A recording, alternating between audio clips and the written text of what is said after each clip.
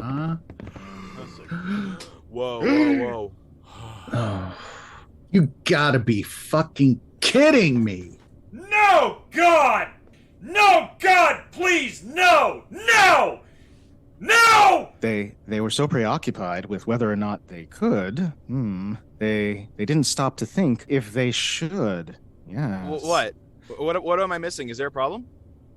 Hope cleaned. About time, too. I knew we let the right one in. Oh my God, you're fucking Weak. kidding me. I knew we couldn't trust that interloper. Oh God, it's all been organized. I can't believe it. There she goes again. She's tidying up and I can't find anything. She blinded me with science. No singing. She even threw out that nest I made for Clark Nova out of chewed up paperbacks and other substances. Oh, thank Christ, God. that thing reeked. Oh, hey guys. What's with the... Oh, right. It's because I cleaned up your little clubhouse, isn't it? I had to do something. The dust was hell on my allergies. Look, if I'm going to be stuck here, I don't want to sneeze myself to death. Did you stop and think for a single second about the damage to our aesthetic? It's irreversible. Like my large, imposing British raincoat. What a bunch of piss babies. Don't lump me in with them. Whatever. I was coming in here to tell you I found some old mail that looked pretty important. It's got final notice stamped on it in red.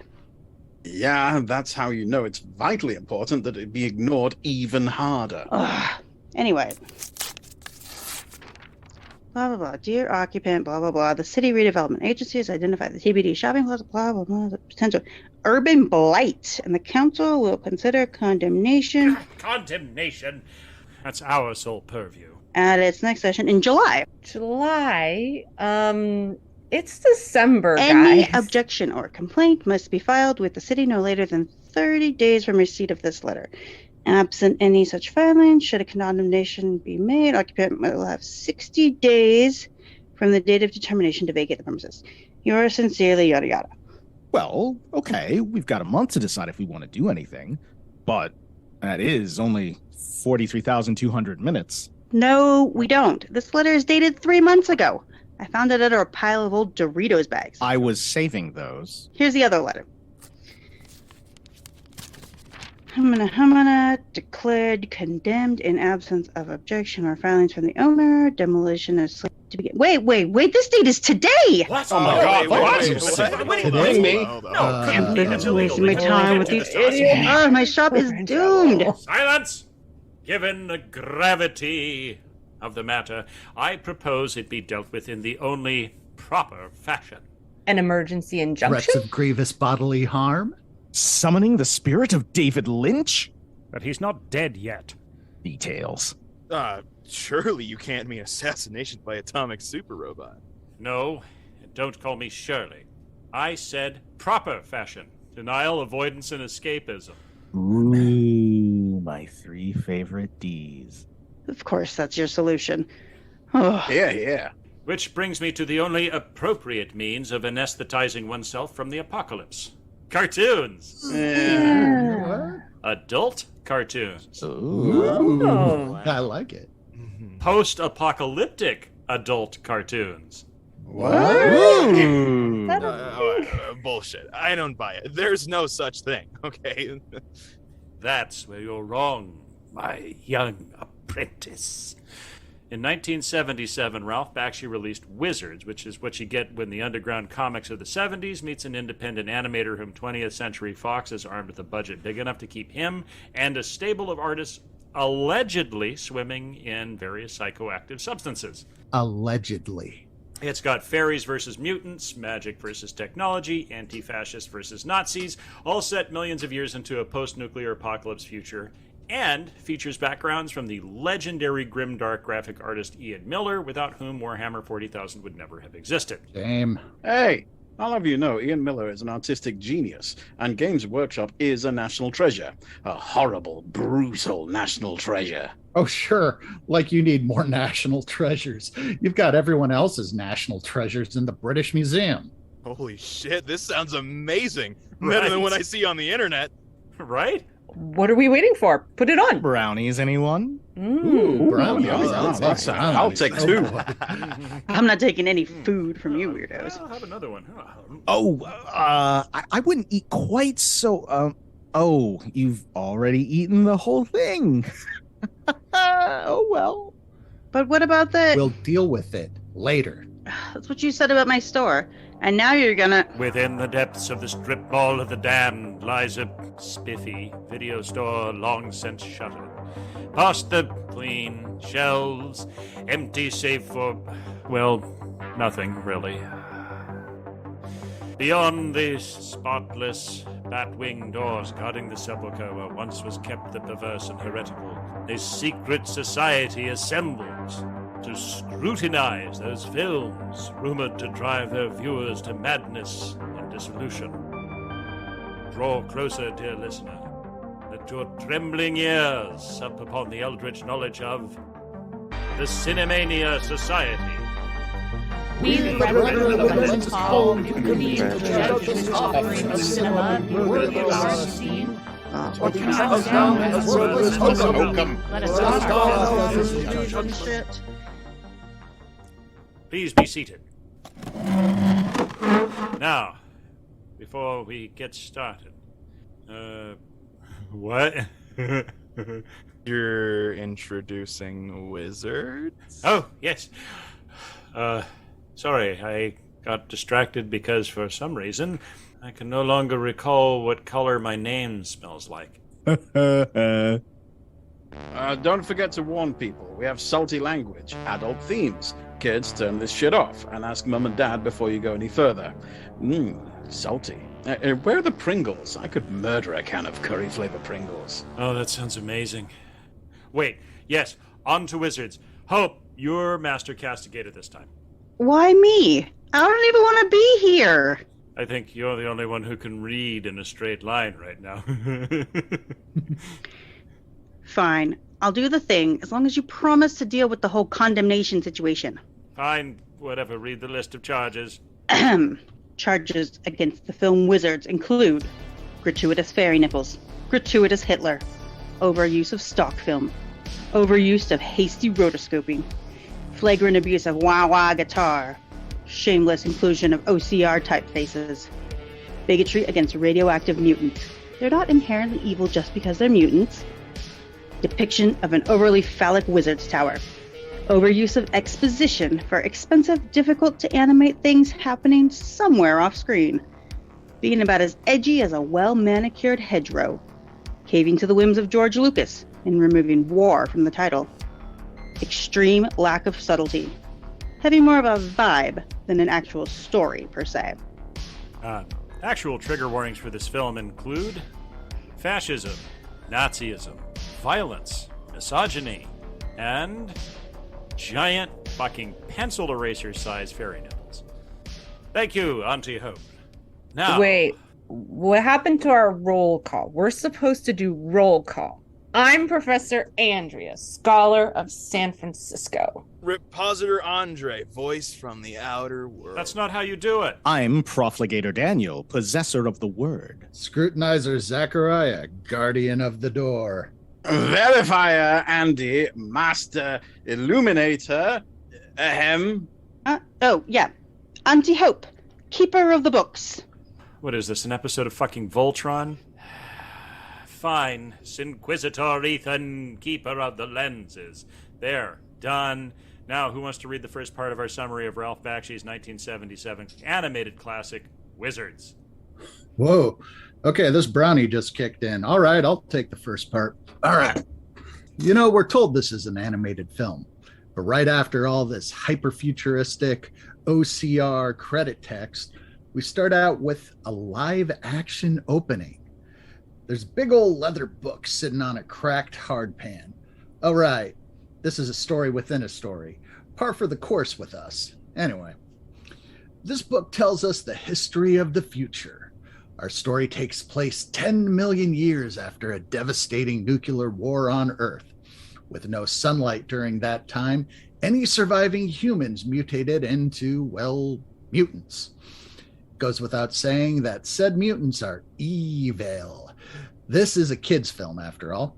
Then again, not far into the film, there are also fairy prostitutes soliciting mutant clients, which makes you wonder what kind of parents thought that this was suitable for young viewers. Mine. That's whose. Mine too. Oh, God. 70s parents. Yeah, no doubt. Another shocking development. After the already shocking nuclear war, shocking, I tell you, we learn about the existence of magical creatures who have been living in hiding during human times. Look around you. They're probably right there. You just can't see them. Anyhow, after humans nuke themselves into near oblivion, the magical creatures used the opportunity to spread out a little breathing room, if you will. Don't worry, that's what we big kids call foreshadowing. Moving on, we're told all the fairies, elves, dwarves, pixies, gnomes, pretty much the full cast of any Brian Froud book you can think of, resettle the less radioactive parts of the Earth's surface. The largest of these kingdoms is an idyllic land called Montagar. Why? Because fuck you. That's why. Nuclear Holocaust has its perks. And oh, are they perky. Just wait, you'll see. Anyhow, Montagar's society runs on magic. The only technology is nature. It appears magic is much better than technology ever was. So this is an Underground Comics reference, and this is a big nod to Von Baudet's Cobalt 66. This entire setting may as well have been in Cobalt 66, but yeah, Von Baudet is one of the Underground Comics artists at the time, who was actually friends with Ralph Bakshi, apparently, before he died in 1975 from autoerotic asphyxiation. But the film was in production then. Anyway, one way or the other. Oh, what a way to go. Oh. Well, I guess more people are into that than we even realize. You can see a lot of nods to Baudet's work throughout this whole thing with, Cheech Wizard or Erotica. Those are all coming. Should I continue? Yeah. All right. After 3,000 years of peace, Delia, queen of the fairies, falls into a trance and wanders back to her hut, where she gives birth to 2 twins. Not 3 twins? No, 2 twins. That is not how birth works. You do The not number of the understand. twins shall be 2, and no more than 2. And 2 is shall be right the number out. of the twins. Did anyone writing this film ever give birth? That is not how it works. You don't fall into a trance and magically have babies. Hurts like fuck. One is a large Germanic fellow who looks like he might be into bodybuilding. The other is a small Danny DeVito-esque looking child. I feel like I've seen this movie before. Just kidding. All right. One's a normal, angelic, chubby-looking Bubba straight off the Gerber label. The other's a gaunt, creepy mutant with red eyes who lacks all flesh on his forearms. Yep, just the good old Radius and Ulna hanging right out there. You're probably asking how he's going to move his hands without any of those muscles. Shut up and don't ask dumb questions, kid. It's a cartoon. Magic. Here These comes two- that charge of lack of subtlety, right? Yeah. Right. And in accordance with cartoon law, of course one of these twins will be evil. Which one, though? We'll have to wait and see. It's That was a big mystery. twist in Such a mystery. Danny DeVito was actually the good guy, right? Right. These two are the eponymous wizards of the film's title and are, of course, mortal enemies destined to kill each other. The good twin is named Avatar, and he's kind-hearted and very skilled in magic. Yet later, he's also a dirty old man with a voice like Columbo. His mutant brother is Black Wolf, who likes to torture animals alone in the woods. We don't have any insight into what Mom was thinking by naming him Black Wolf, but even if you're not a nominative determinist, you've got to know that there are some serious villain vibes with that name. Black Wolf is also good with magic, but he has a hard-on for technology. World War II technology, to be precise. In case you missed it, this is more foreshadowing. Anyway, at some point, when they're basically the wizard equivalent of teenagers, Mom dies and Avatar and Black Wolf have a duel. Avatar wins, Black Wolf leaves, but vows to one day take over the kingdom of Montagar to make this planet where mutants rule. We'll assume he also said it'd be one where fairies drool. They were teenagers, after all. It's also worth noting that all this exposition is told through a sequence of mostly monochrome still images drawn in pastels, not actual cell animation, and is narrated by what sounds like a cataclysmically stoned Janis Joplin voice double. How stoned, though? I mean, this woman is bored as fuck. Oh my god, yeah. She looks like, Her voice monochrome. Now, I think I read that this is actually Ralph Bakshi's wife who did the video on this. Yeah, I think you're right. I read that too. I think she's going for sort of portentous, but she comes across as just very slowly and boredly reading the lines. Fast forward 3,000 years, Black Wolf apparently rules his own kingdom, a grim, dark land of grim, dark backgrounds drawn by the king of grim, dark fantasy art, Ian Miller, appropriately called Scorch, which for some reason is spelled with a T. The T is how you know it's evil. Is T evil? I'm asking sure. the Brit. Blame the tea. Well, I mean, it was the cause for the Opium Wars. I thought it was the whole taking over India and subjugating them just so that you could have hot leaf water for breakfast. You don't want need to the discuss taste of historical Dried misunderstandings. leaves It wasn't boiled just in India, water? it was China too. That's true. But I thought they were more green tea than the black tea. Yeah, but did they have a flag? I don't believe they did. No flag, no country. Right. Here at about 5 minutes in, we have our first sequence of actual cell animation in the movie so far. Black Wolf, now a gray-bearded, gray-skinned tyrant, still with fleshless forearms, is seated on a throne so evil-looking it would make Skeletor cringe. He issues a kill order to a trio of assassins. These are mutant robots. Which are they? Mutants or robots? Both? Wouldn't that make them cyborgs? Living tissue of a metal endoskeleton. Probably best not to think too hard about it. Anyways, the assassins are charged with the duty of stalking and killing believers in magic. Only one of these guys looks even marginally competent.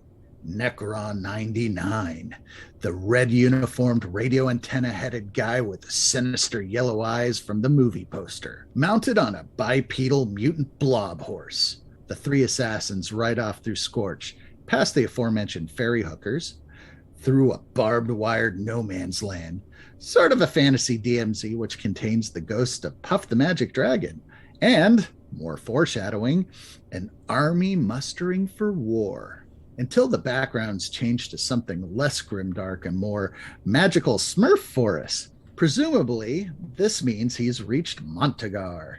Now in the land of fairies, Necron 99 ventilates a low-rent Papa Smurf reading a manifesto talking about technology to a group of children. While elsewhere, the less cool assassins kick down a door and machine gun a room full of elven aristocrats signing a treaty. All this murder is accompanied by a groovy lounge jazz soundtrack, which is what you'd want too if you were a callous, cynical mutant assassin gunning down garden gnomes in the far future. A while later, Necron 99 stakes out a position high on a hill looking down on a pair of elven warriors who themselves are mounted on slightly less sinister-looking bipedal blob horses. After Necron 99 snipes one, a chase sequence ensues. Necron 99 pursues Weehawk, the elf, across the Smurf forest and through some fern gullies, blasting away with his submachine gun as the soundtrack blasts away with a Mugen wah-wah guitar prog rock soundtrack. Weehawk wheels his horse, whips out a bow and arrow. Wait, doesn't that still count as technology? Nah.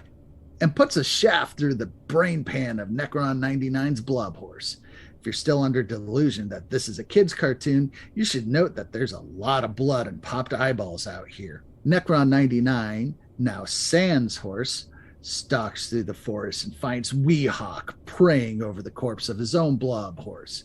How it died is anyone's guess. Yeah, really. We don't see we don't see anything happen to that horse. Like we don't see fucking anything, and suddenly it's dead. Maybe it had a stroke. Who knows? Necron 99, somehow a master of concealment, despite being dressed in a neon scarlet Onesie. onesie, yeah, no doubt. Readies his SMG, but he gives himself away by stepping on a twig.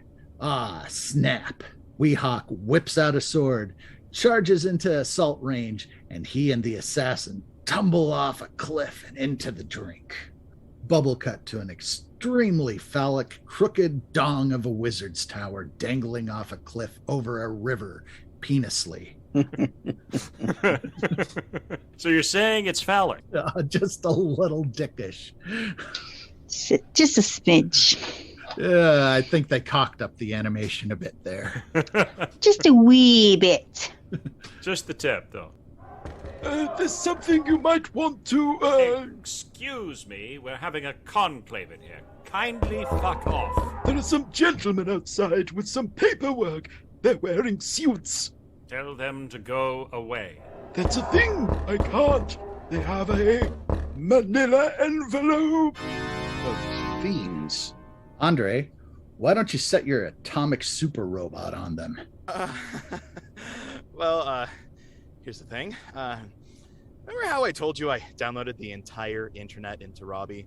Oh my god, you didn't. That's not gonna be good. Like I said before, do you want an Ultron? Because that's how you get an Ultron. Yeah. Well, Can't you just have Robbie walk over there and intimidate them? no, not really. Oh, what's the problem then? Well, I asked it to start generating AI art of the strip mall, of the damned.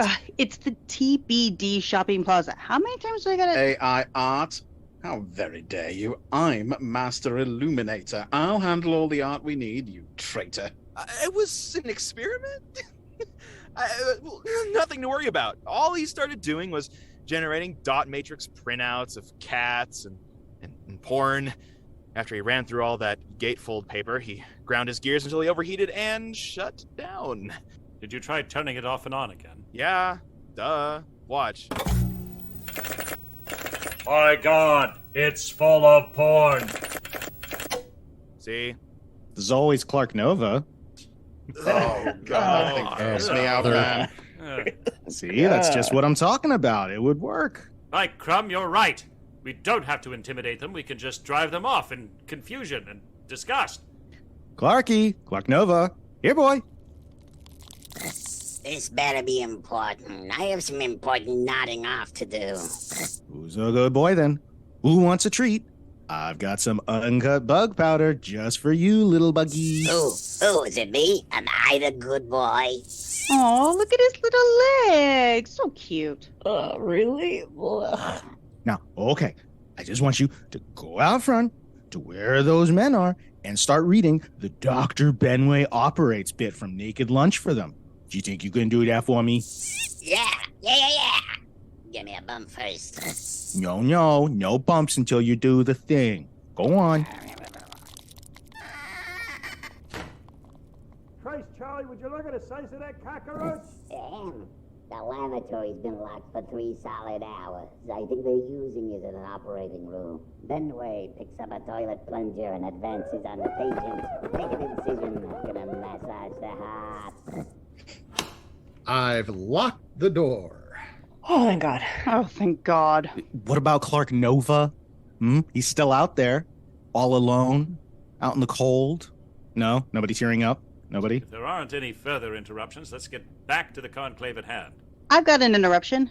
Where'd you hide the booze? I didn't understand this movie at all, but I still came up with a themed cocktail.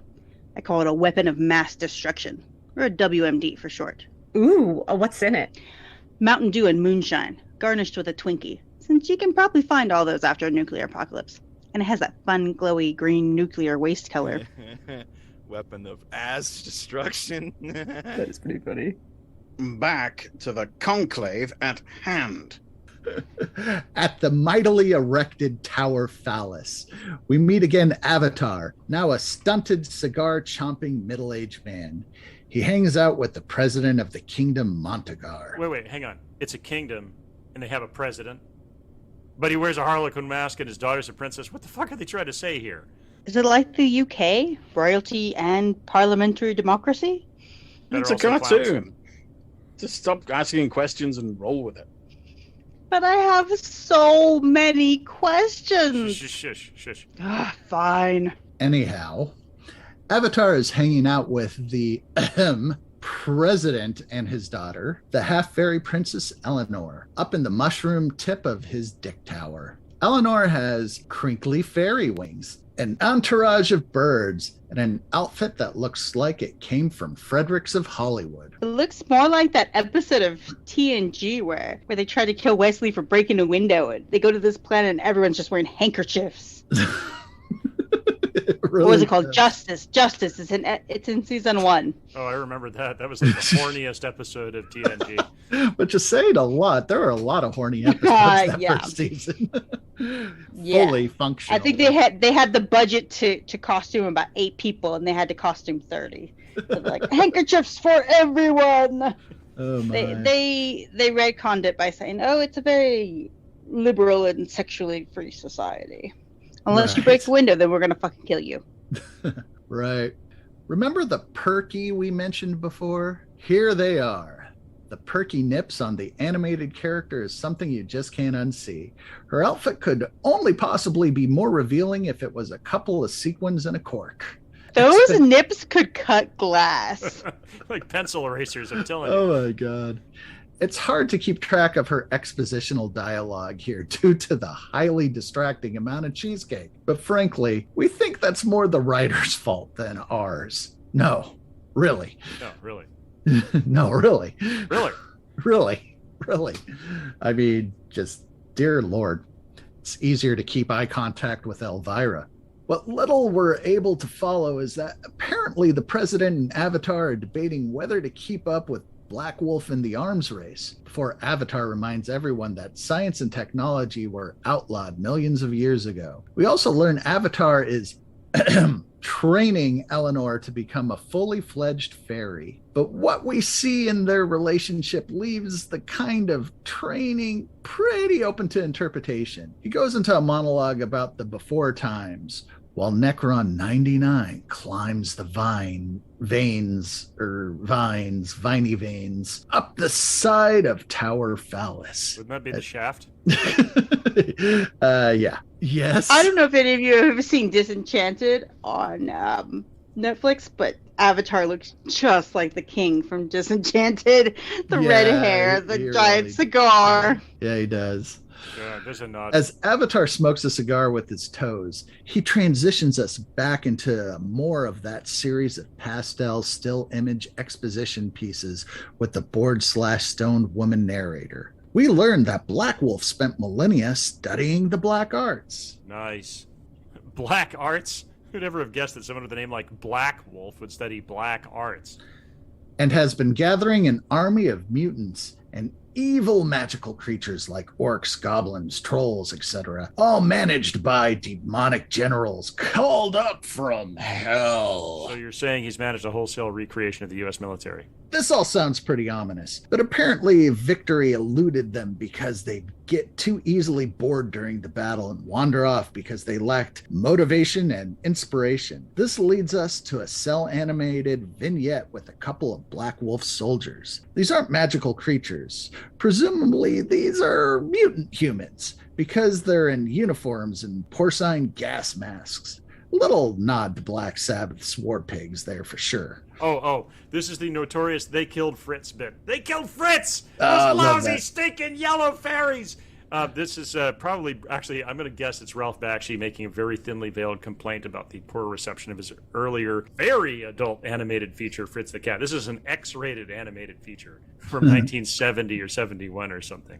Anyway, just so you know, I have family who are closely involved with Zap Comics. Remember you mentioned reading Zap? Well, one of the founders was S. Clay Wilson, who was one of my dad's good friends, and then my stepmom and he were hooked up all through the 70s, and then she split with him. But anyway, they knew Robert Crumb, and the conflict arose from the adaptation of Crumb's Fritz the Cat comic into the film. It's all a bunch of drama. Everybody knows Robert Crumb was hard to work with. I mean, even contemporary people, there's a lot of people who say Robert Crumb is just a very difficult creative partner. He is a freak.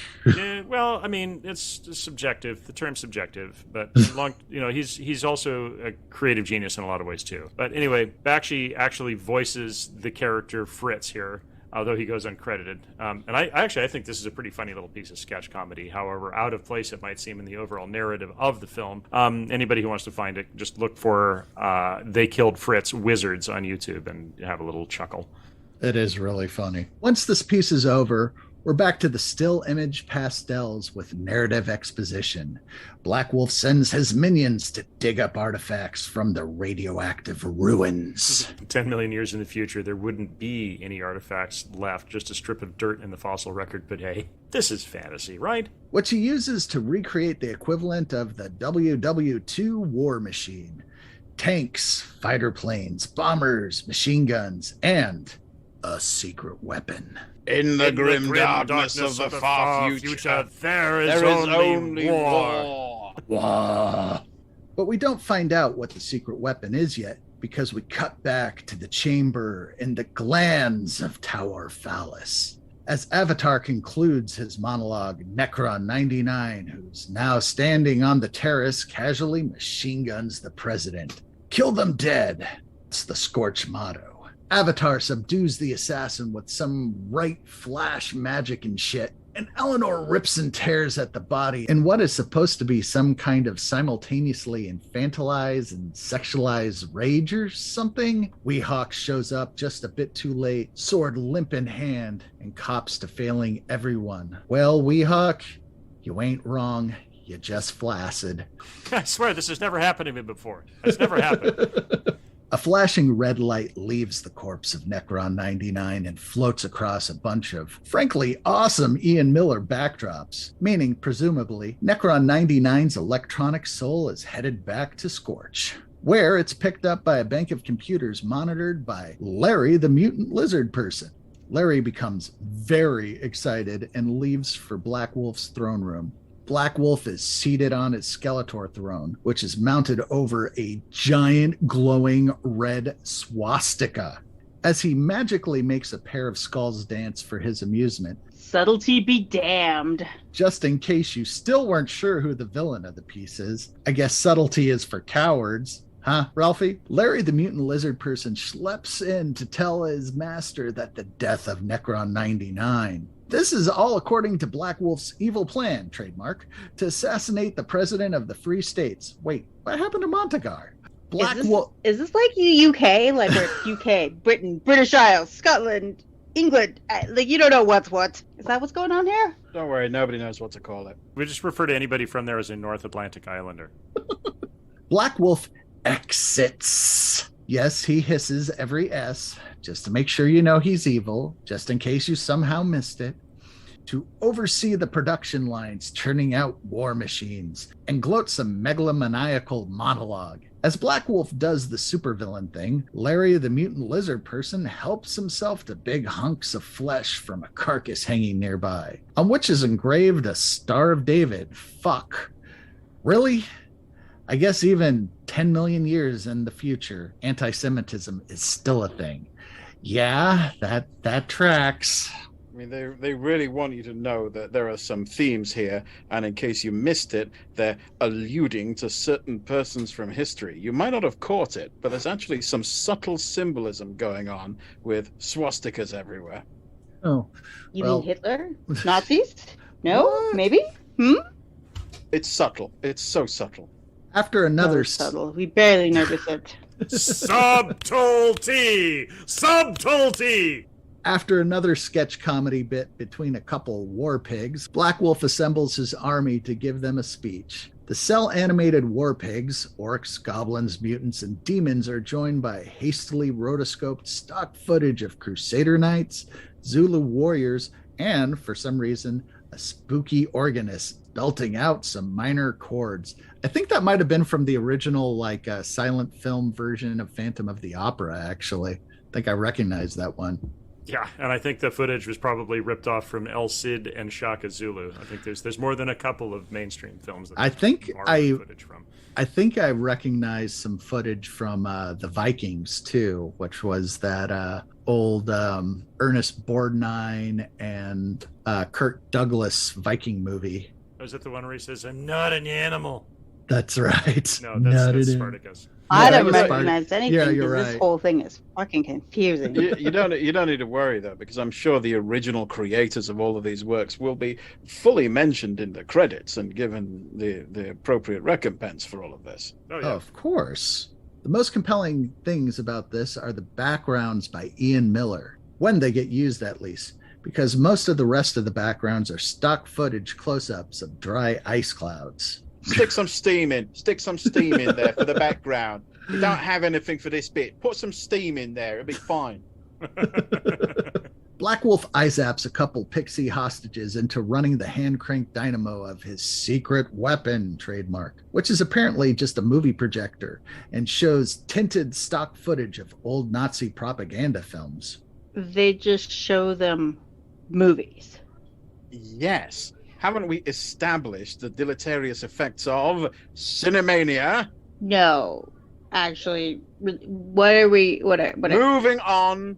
Is it a magically enhanced movie projector? Do the Pixie Slaves make it more magical? However it works, it whips Black Wolf's minions into a frenzy. The Tolkien-esque map that appears next shows the advancing arrows, which presumably mean Black Wolf's army is finally making some strategic gains. We cut to... How did it get back in here? Way to guard the door, guardian of the door. I'm not your fucking doorman. Oh, Clarky, who's your good buggy? Who's your good buggy? Want your bug now? Yeah? Want your bug now? Is you good? Is you good? Yeah, is you good? The Yeah. men from before, they're back, and this time they've got some bulldozers with them. Bulldozers?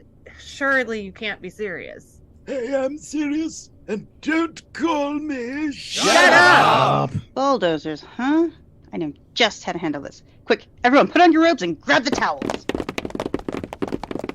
Don't forget the cocktail cabinet! I got you. Stop! You vandals, you homewreckers, you half-crazed Visigoths! Stop!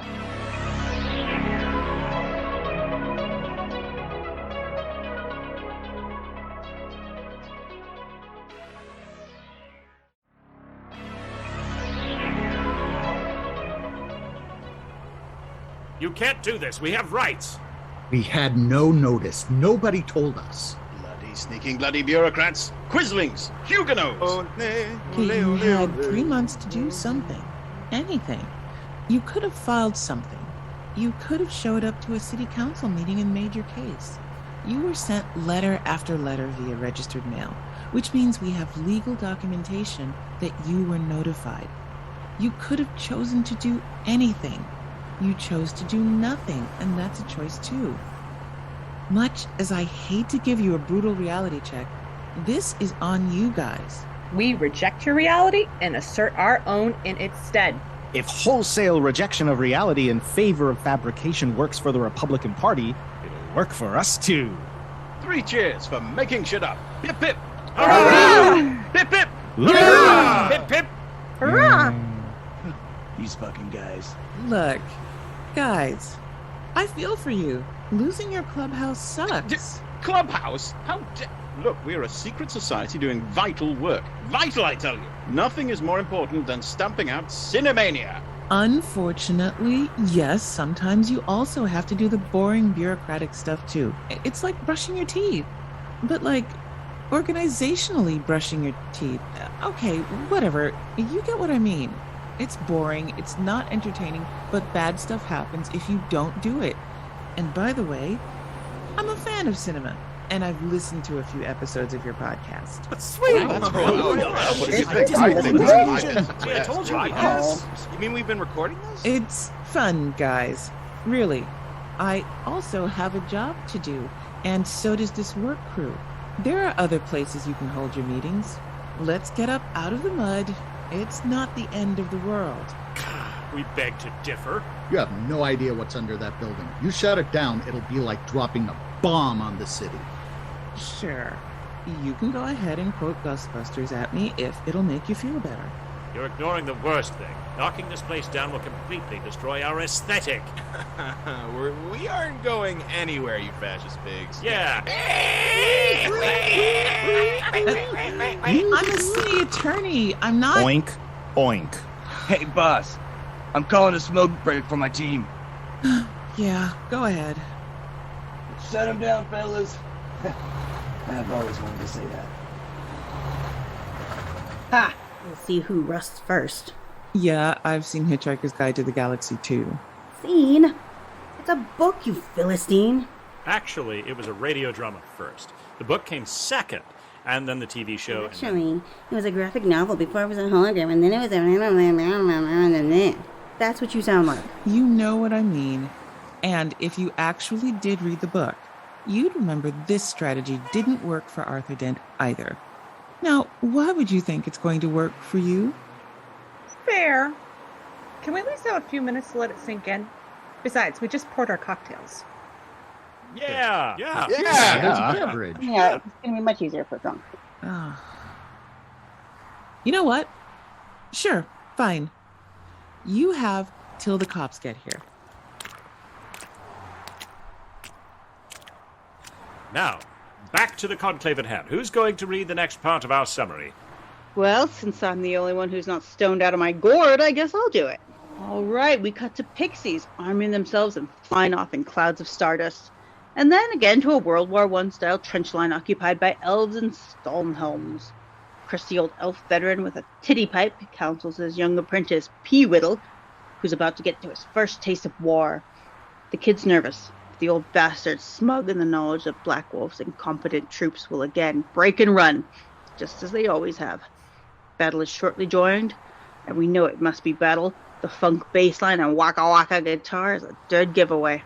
The orcs, goblins, mutants, and disco ball shield wizarding lizardmen advance. None of the elves seem all that terrified by the appearance of hastily rotoscoped tanks and red-eyed SS stormtroopers. Shields, swords, and arrows have apparently been sufficient to win the day in prior engagements. Just before the first volley of arrows is loosed, however, Black Wolf unleashes his secret weapon, trademark, the magically enhanced movie projector that turns the animated backgrounds of the movie into Nazi propaganda films.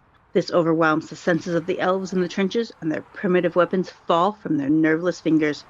The ravening hordes of Black Wolf are able to cut down their foes as they stand stupefied. Clearly overcome with cinemania. Indeed.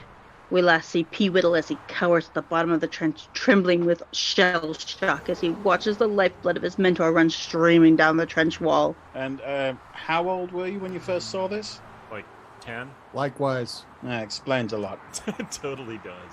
Cut to Tower Phallus in Montagar, where Avatar has finished reprogramming the robot mutant Necron 99 for non-violence, changing his name to Peace. You just have to admire the Montagarian optimism. Avatar has learned from 99 that the secret weapon, trademark, is called a dream machine.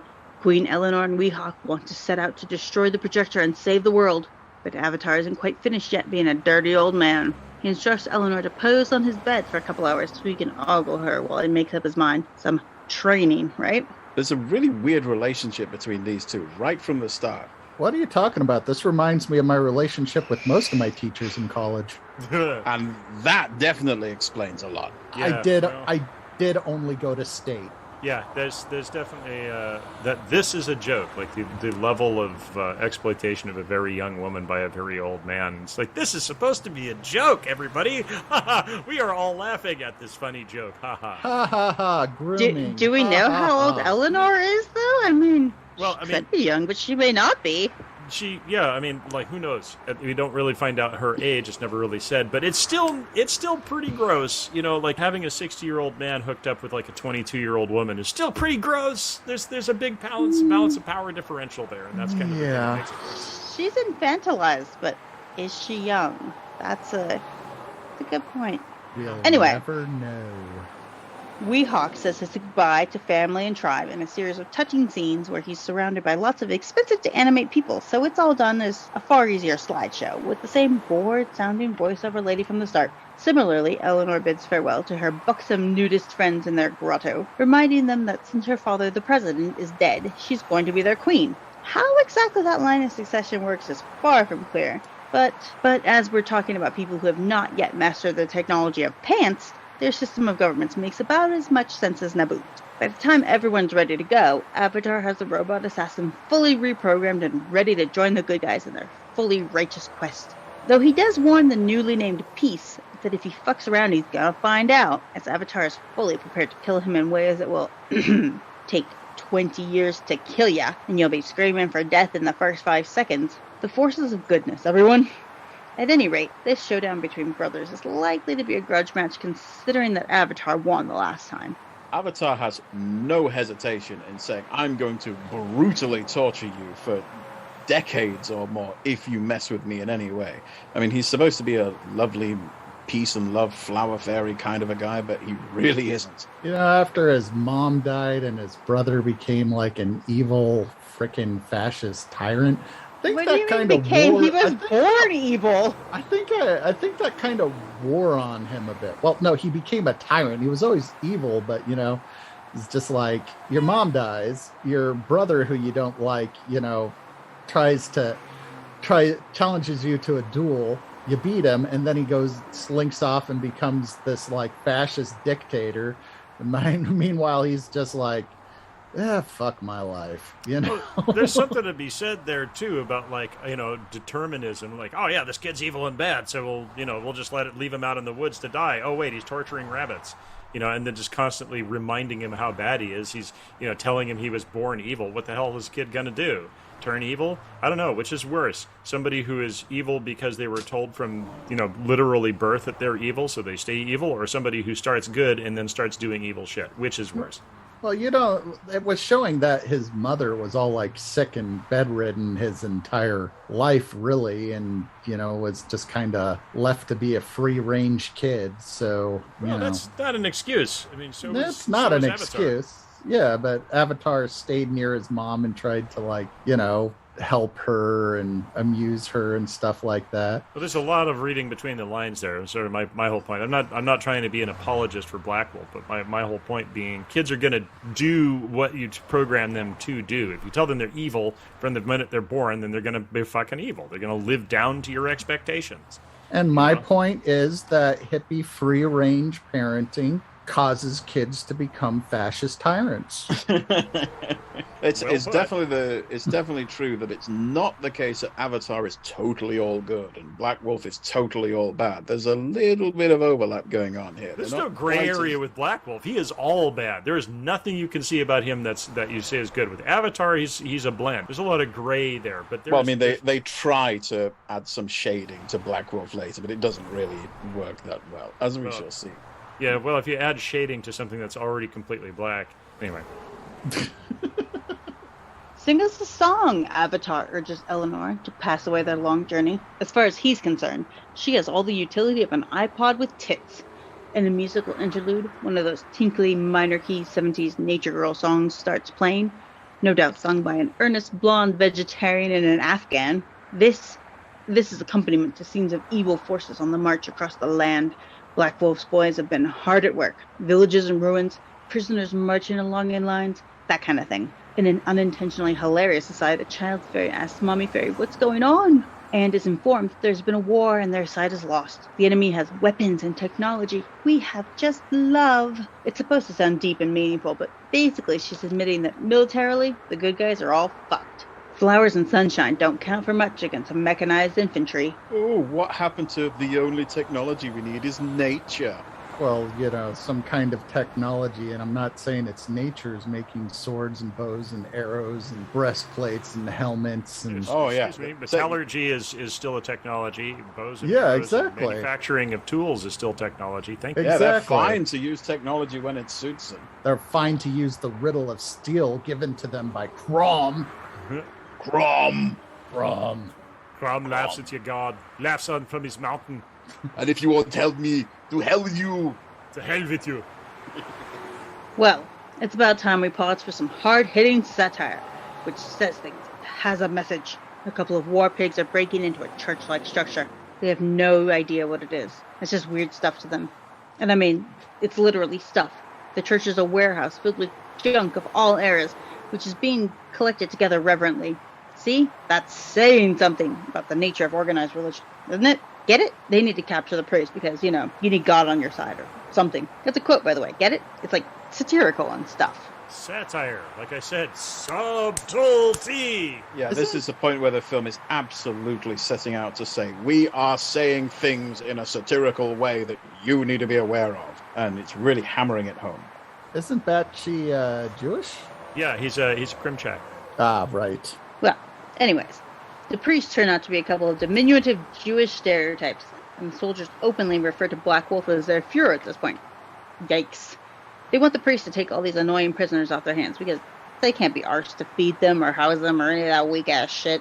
Before answering, the priests need to do their sunset prayers, and they launch into a slapstick vaudeville routine which parodies Catholicism, Judaism, and the Marx Brothers in equal measure. It's all getting very meaningful and saying important things. Anyway, after 5 hours of this, the soldiers get bored and machine gun everyone, then blow up the church, put themselves in it. There's a capital M message in here. Somewhere. Was anyone else a little bit uncomfortable at this point? This was a moment in a film where I was a little bit disturbed, maybe. Yeah, it did not. This did not feel good. Did not age well. Yeah, No. yeah. It's one of those things where I'm not sure if you're cringing because the material is bad or cringing because it's completely unsubtle. But yeah, they felt the same way about the scene with the two cops in the synagogue and Fritz the cat. It was a really similar emotional feel of deep cringe. Yeah, ickiness. Well, in his clockwork nightmare fortress, Black Wolf visits his girlfriend, who appeared out of nowhere, and asks if she will be giving birth soon, which is explained never. The intention is to soften Black Wolf a bit. The thing is, he just wants to make a better world for his people outside of the radioactive mutant zone they live in. See, he just needs Lebensraum. He's simply annexing lands that are necessary for the expansion of his nationalistic rabble of...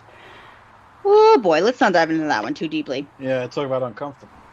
Yeah. If I mentioned I'm also Polish. But like I was saying before, this is where they're trying to add some shades of grey to Black Wolf. I just want to make the world better for my people in crazy fascistic ways. But it doesn't really come across as making him in any way less of a bad guy. Yeah, I don't think anybody feels for Nazis when they chant blood and soil. No, they misfired a little bit there. Yeah. Black Wolf says he intends to keep pumping kids into his girlfriend until she bears him a non-mutant son. And seeing as he himself is mutant without forearm meats, and she's a blue-skinned elf chick, well, good luck with that. Has anyone missed the point about how much of a villain Black Wolf is? I tried to reason with them, but they just won't go. I swear, I've dealt with toddlers who were better behaved. All right. You heard the lady ask. Now I'm telling you, it's time to leave, or else.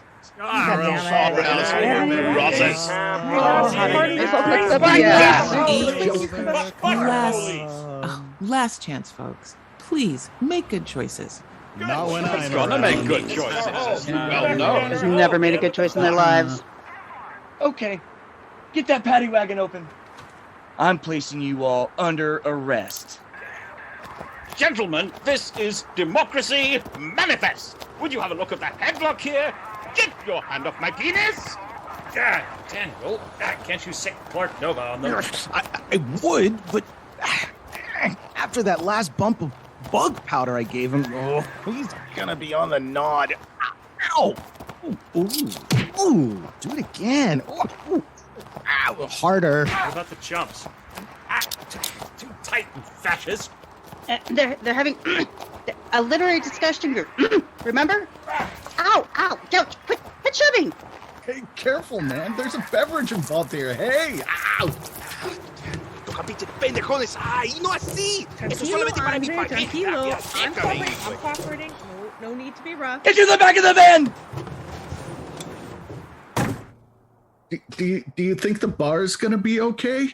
Well, if by okay you mean drunk drive-by knuckle draggers, then yes, I think it'll be okay. At least they didn't pepper spray us. Speak for yourself. They sent me to Flavor Town. Oh, it burns with the power of 1,000,000 tacos. What do we do now? We continue with the Conclave. Obviously. Well, all right then. Anyway, by this point, Avatar and his crew have made it beyond the standard fantasy glade and into the generic mountains beyond, where the dreaded mountain fairies live. Even Peace, who has automatic weapons and is an invincible robot assassin, thinks they should just go around. Anyway, Avatar is one of the whole, fuck that, we're going right through persuasion. Apparently, elves and fairies hate each other and play pranks a lot. It's getting really difficult to take this mission of political violence seriously, guys. Now, this is actually a pretty decent sort of, I don't know if I say satire, but this is some good subtext here, talking about, like, if only the left would unite, they could defeat the fucking fascists, you know, and all of the leftist infighting circular firing squad is what's keeping us from being able to beat them. This I think, was actually a good piece of subtext here, but unfortunately, it's glossed right over and sped right past in favor of more dick jokes. Well, you know, you gotta have dick jokes. There's some cringe-worthy fairy pranking involving lots of good cheer and laughter, but Weehawk isn't impressed and wants to stab someone. Avatar doesn't care until he's mildly inconvenienced, at which point he loses all patience and literally summons the forces of darkness. The mountain fairies get the message that they're about to get curb stomped by Cthulhu and offer to make amends with a feast. Chief fairy among them is played by none other than Mark Hamill. Yay! Woo! It's actual Mark Hamill. To my knowledge, this is actually the first time Mark Hamill does voice acting, like actually does an animated character voice. Well then, preamble to the Joker. Things get very confusing here because it would have been too difficult to properly animate what's going on. Weehawk notices Peace has wandered off and raises the alarm, and suddenly they all come under fire from persons unseen. Fairy King Mark Hamill is immediately shot and leaves the proceedings. Considering he had to say lines like, "The Knights of Stardust," with a straight face, he did pretty well. Eleanor is captured and taken away, and the others pursue her into the very lair of the mountain fairies. Weehawk accidentally falls off a rock ledge into an easily animated void, where there's a ridiculously prolonged sequence where he does battle with an even easier animated invisible creature stalking him off screen. When we finally see the beast, it's just your basic blobby monster with disco ball eyes. Whatever. Luckily, Peace turns up to gun it down and save the day. Don't worry, this is not explained. Nor is it explained why the monster spontaneously combusts after it keels over and dies. Why does this thing burst into flame? Magic. Put in some steam over there with a bit of fire. No need for anything else. We'll get through it with some steam, all right? Call it an invisible beast. Yeah, more of the tinted stock footage of dry ice clouds. I wonder what their dry ice budget was like on this film. Probably not very high, since they're already probably just using stock footage, but we'll see. I don't know. Meanwhile, the mountain fairies are dancing around their prisoner. Eleanor is propped up like King Kong on display, and they seem to blame her for the death of Mark Hamill. To be fair, it's totally unclear what happened here. They call her traitor, and she replies that she is not a traitor. In short order, Eleanor is sick of all this mountain fairy shit and unleashes her true power. Now, there's no easy way to say this, but it seems that she can project violet force beams from her vulva. Well, let's just leave it at that. Apparently, this is a demonstration of full fairy powers, and even she wasn't aware she could do it yet. Eleanor tries it again, and this time her magical lady garden transforms a statue into a wild beast, which begins to menace her. Ain't that how it always goes, ladies? Where to begin with this? Yeah. I mean, she just sort of does a pelvic thrust and fires laser beams from her groin. What can you say? That's Why some don't we do that in real life, ladies?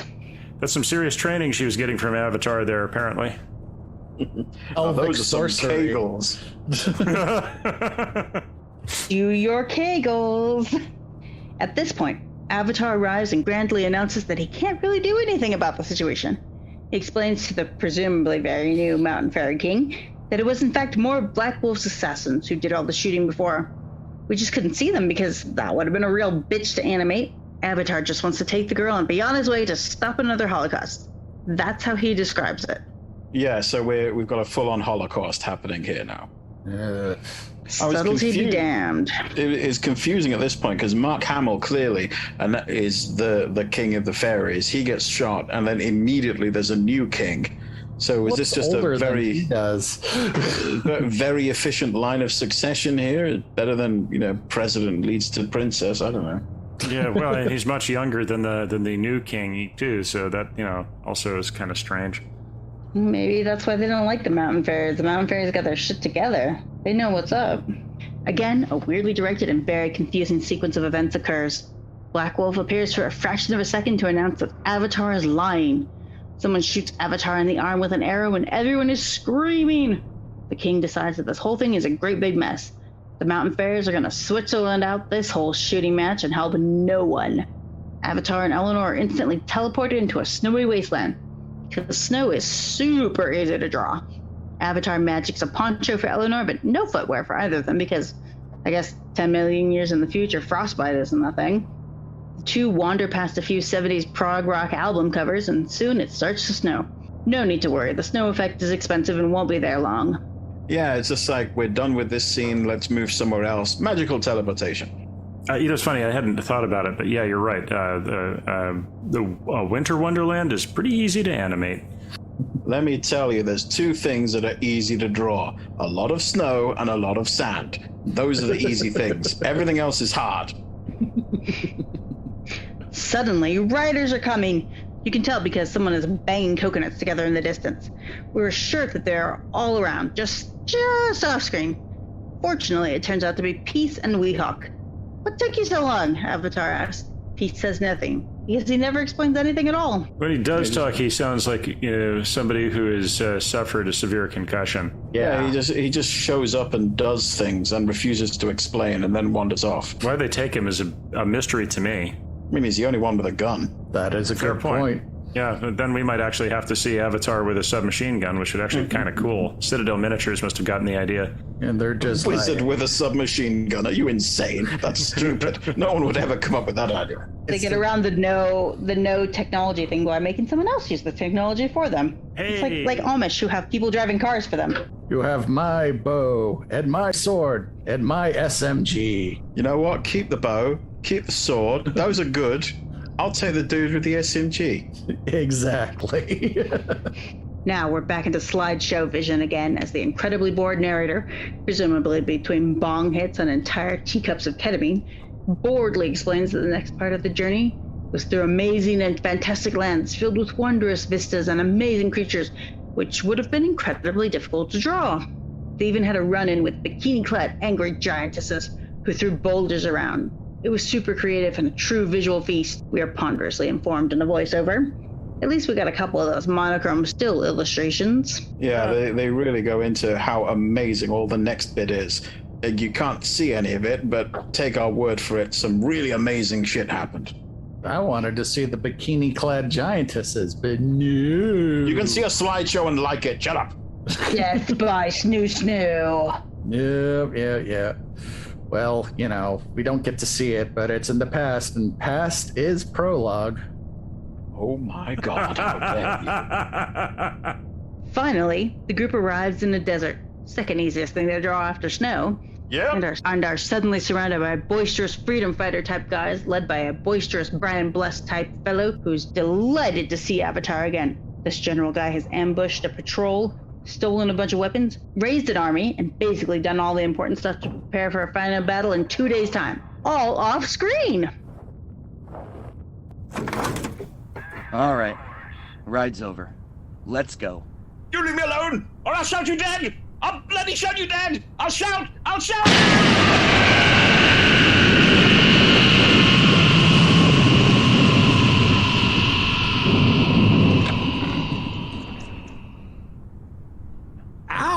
Shit! God, It's not cool. Damn it. Why'd you play stop? Why'd you shout like that inside the van, you complete and total belend? Wait, what did you just call me? A belend? It's pronounced Bellend. Not the way I pronounce it. Twat. Actually, that's pronounced twat. All right, enough. Out. What if I don't want to? Yeah, pendejo, what then? Don't make me tase you, bro. Okay, then. We're not fighting you on that. Right. Yep. This way to booking. Don't worry. We're gonna take real good care of you guys. I don't think that he meant he is gonna take good care of you. Awesome. What have you guys gotten me into? Why? Why did I get stuck with you? Oh, Lord. Wanker.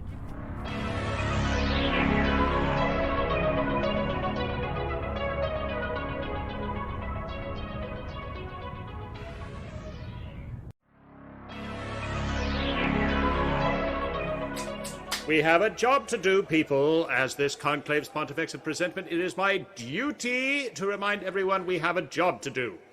I am aware that while the conditions are less than Yes, Andre?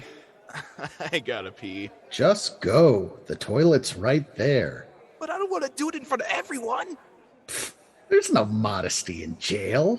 Well, actually, this isn't jail. It's just holding. Well, actually, dude, you're sitting on a toilet behind bars. Is that close enough to jail for you? Speaking of modesty, XYZ.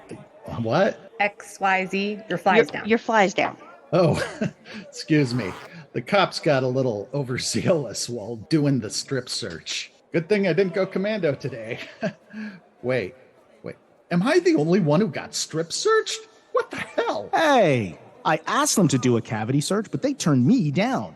There's an image. Woof. Somebody get me the mind bleach. I could go for a hit of mind bleach right now. Now there's a surprise. Someone should stage an intervention. Anybody who tries that better pack a lunch. And I really gotta go. Ethan, can you? Address me by my title. Inquisitor Ethan, Keeper of the Lenses. Can you please move? As per society bylaws, whomsoever is serving as pontifex of presentment requires a throne. This is the closest thing we have in this room. Therefore, I am disinclined to acquiesce to your request. God damn it! Now, shall we resume? Who is narrating part 3 of Wizards? Andre? I'll do it. I'll take this one. So, we rejoin our party in the encampment of the Army of Good, although to be honest, they just look a little bit raggedy. A few of them have purloined automatic weapons, but most of it is just your standard barbarian types. Imagine an army of old-school D&D archetypes all jumbled together, and you get the idea. Lots of furry loincloths and horny helmets. Pointy protectors. To say that the horn-helmed warriors are all quivering in tumescence. That's a hard point to make. I feel dirty. The leader of these guys is never really named, except for a mumbled acknowledgement from Avatar at one point, but why bother with characterization right now? He's big, his helmet is super polished and horny as hell, and he's got a plan. All he needs is a wizard, and he's got a seriously gnarly posse behind him. But Avatar is having none of it, and is furious, punching his buddy to the ground. Kind of comes out of nowhere as well, he just smacks him. Yeah, no, that was kind of an odd thing. You've got this big beardy elf with a horny helmet, and then suddenly Avatar beats him down. It's a choice. Yeah. And this is the point where you'd entire expect... movie was a choice.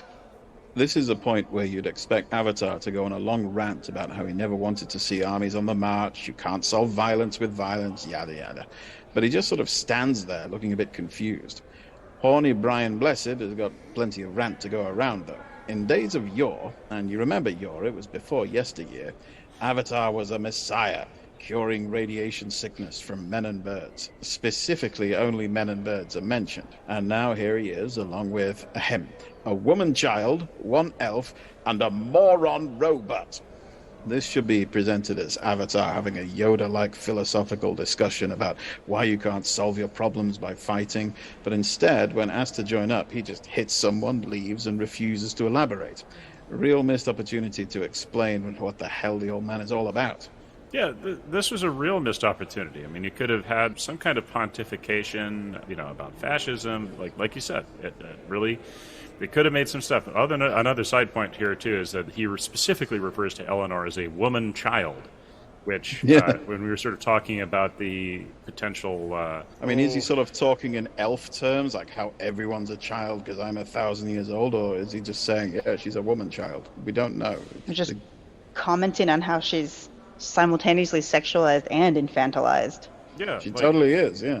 Not just that, but they kind of add some additional gross shading to she is being trained by Avatar. It just really makes it seem icky. Trained or groomed? Yeah. A lot of training there. While the encampment is sleeping, Peace, the moron robot, is sitting on a cliff, and Eleanor wanders over, perhaps to discuss the duality of the situation. Seeing as her nipples are so pointy, she looks like she's trying to indicate both sides of the argument at once. However, Avatar and Weehawk are awoken by her girly screams. A black, sort of poorly animated, blobby cloud thing is suddenly there. Avatar surmises that Black Wolf is trying to retake control over Peace. Back to hell, Avatar cries, and since the budget won't stretch to a confrontation, the blob obliges and buggers off. It turns out that the comforting presence of Eleanor has caused Peace's mental fortitude to slip for a moment, letting Black Wolf in. Frankly, the way Eleanor is dressed, it's amazing anyone can even walk straight. She's like a walking advertisement for custard and trampolines. You can't take her seriously in any way. The way she's just boinging around.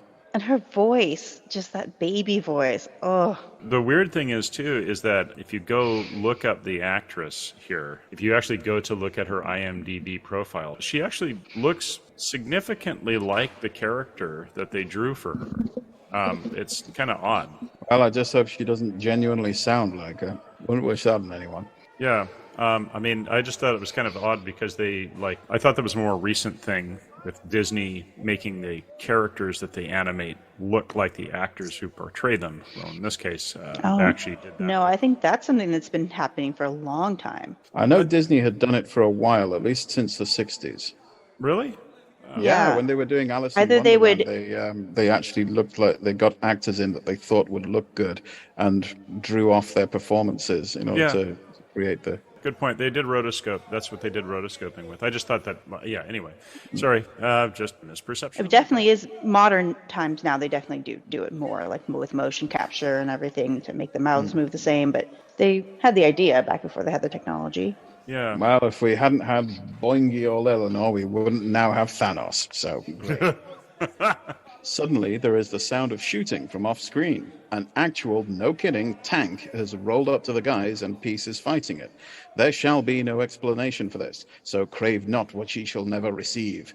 It's actually a surprisingly well-done scene because the tank has been rotoscoped out of some old WW2 footage from the looks of things and conveys suitable menace. Peace leaps atop the twisting turret to totally tender a torrent of torment on the tank top when Eleanor, for no reason, steals Weehawk's sword and hurls it, spearing him right through the jumpsuit. Peace deflates as Eleanor hops aboard the machine and rolls off into the fog. But why? Yeah, this does come out of nowhere. Yeah, out of complete nowhere. Just like, wait, what? Huh? Does she straddle the gun turret when she jumps on there? That might have been a bit difficult to animate, but I'm pretty sure there's something like that in there. Seems like something they would do for her character. Yeah. Scene's running on too long. Throw in a tank. Well, anyway, soon the final battle is going to begin.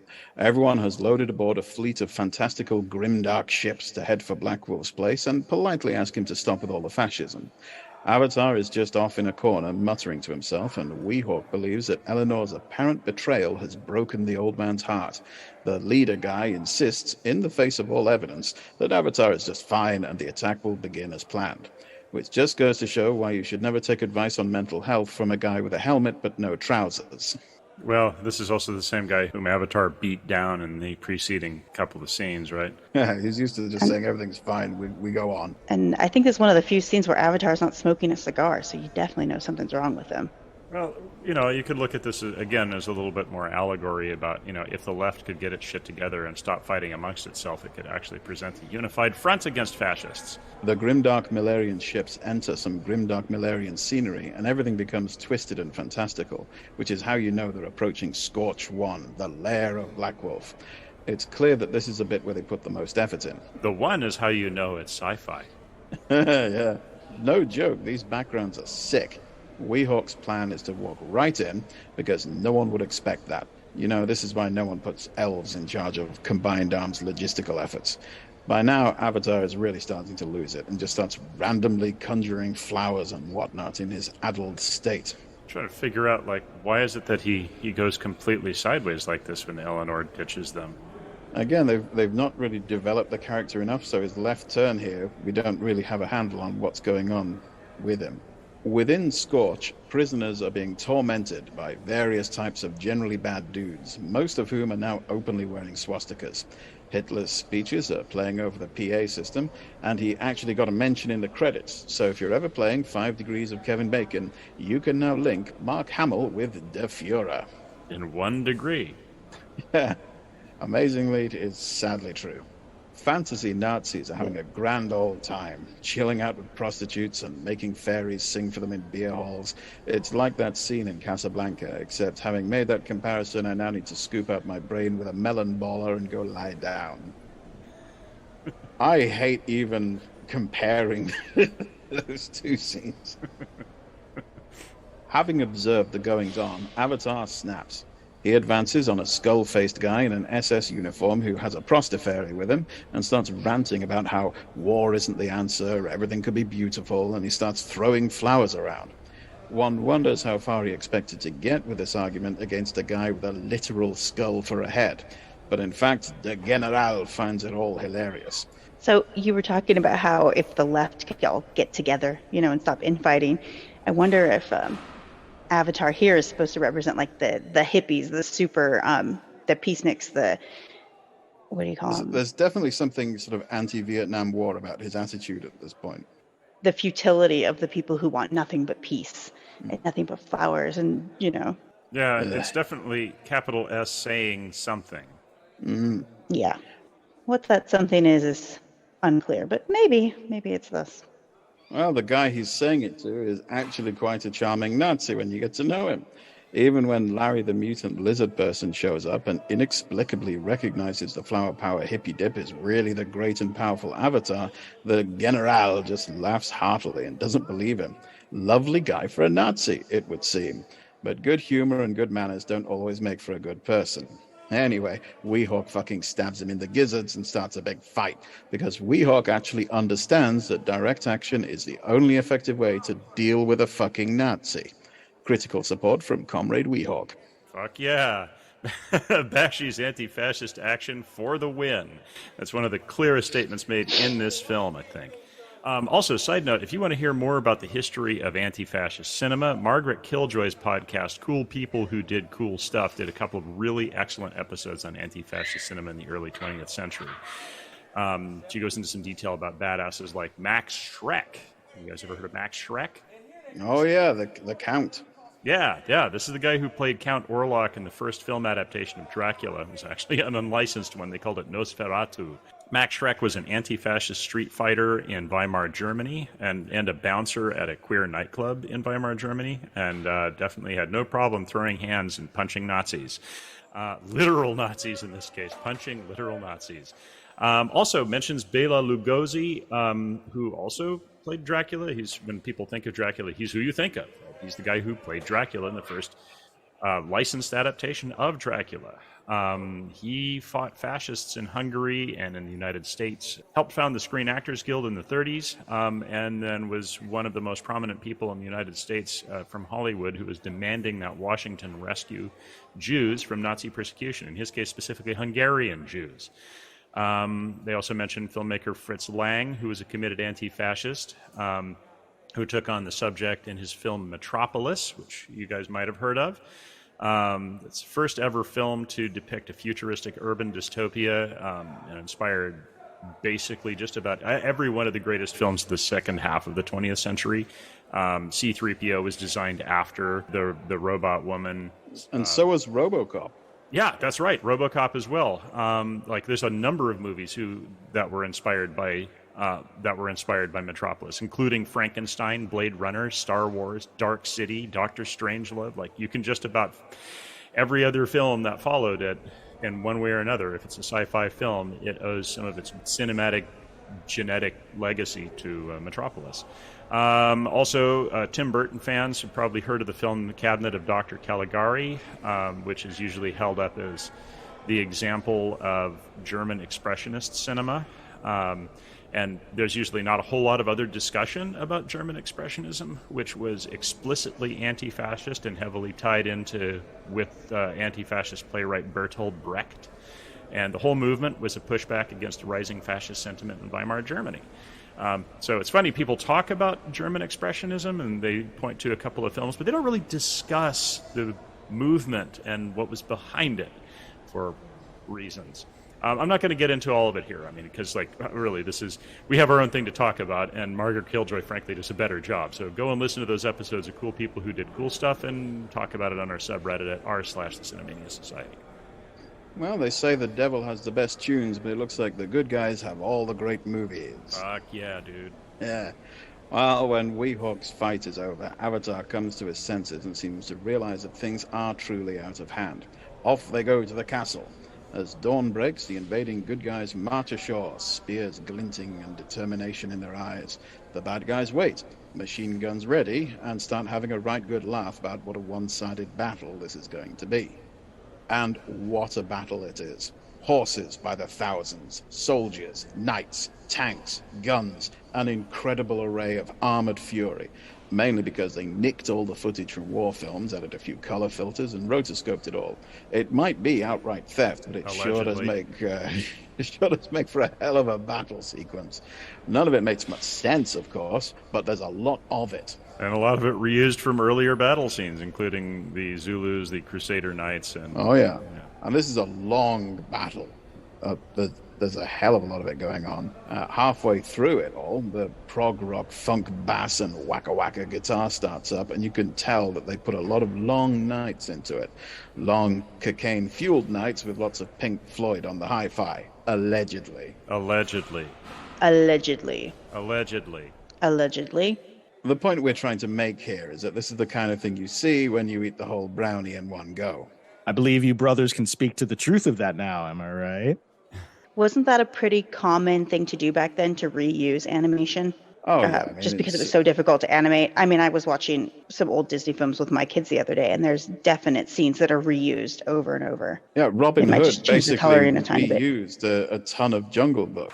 They literally took the cells, recolored them. Yeah, it was a common thing. So, you know. And we were watching The Sword and the Stone, and there's a clear scene from Bambi in it. Recycling.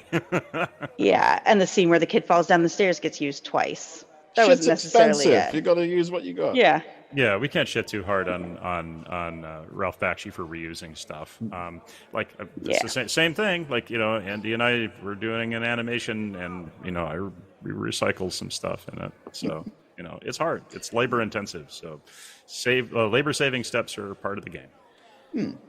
Well, unfortunately, the battle isn't going particularly well for anyone. It's psychedelic chaos. Watching from the castle, Avatar and Weehawk wonder what to do about it.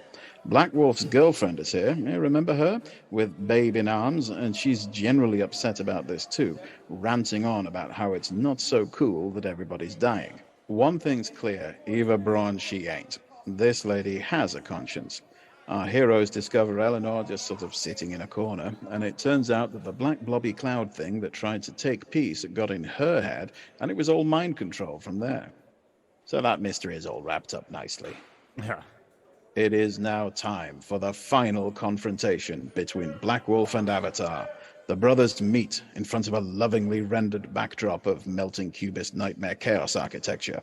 This is damn good. This is some of Ian Miller's best work, most iconic, and you can see it come back again in Realms of Chaos. Like he definitely was like, oh, this is cool. Let me draw more like this. So you'll see this in a lot of the work that he did for. Oh yeah, he's going buck wild here. This is great. Yeah.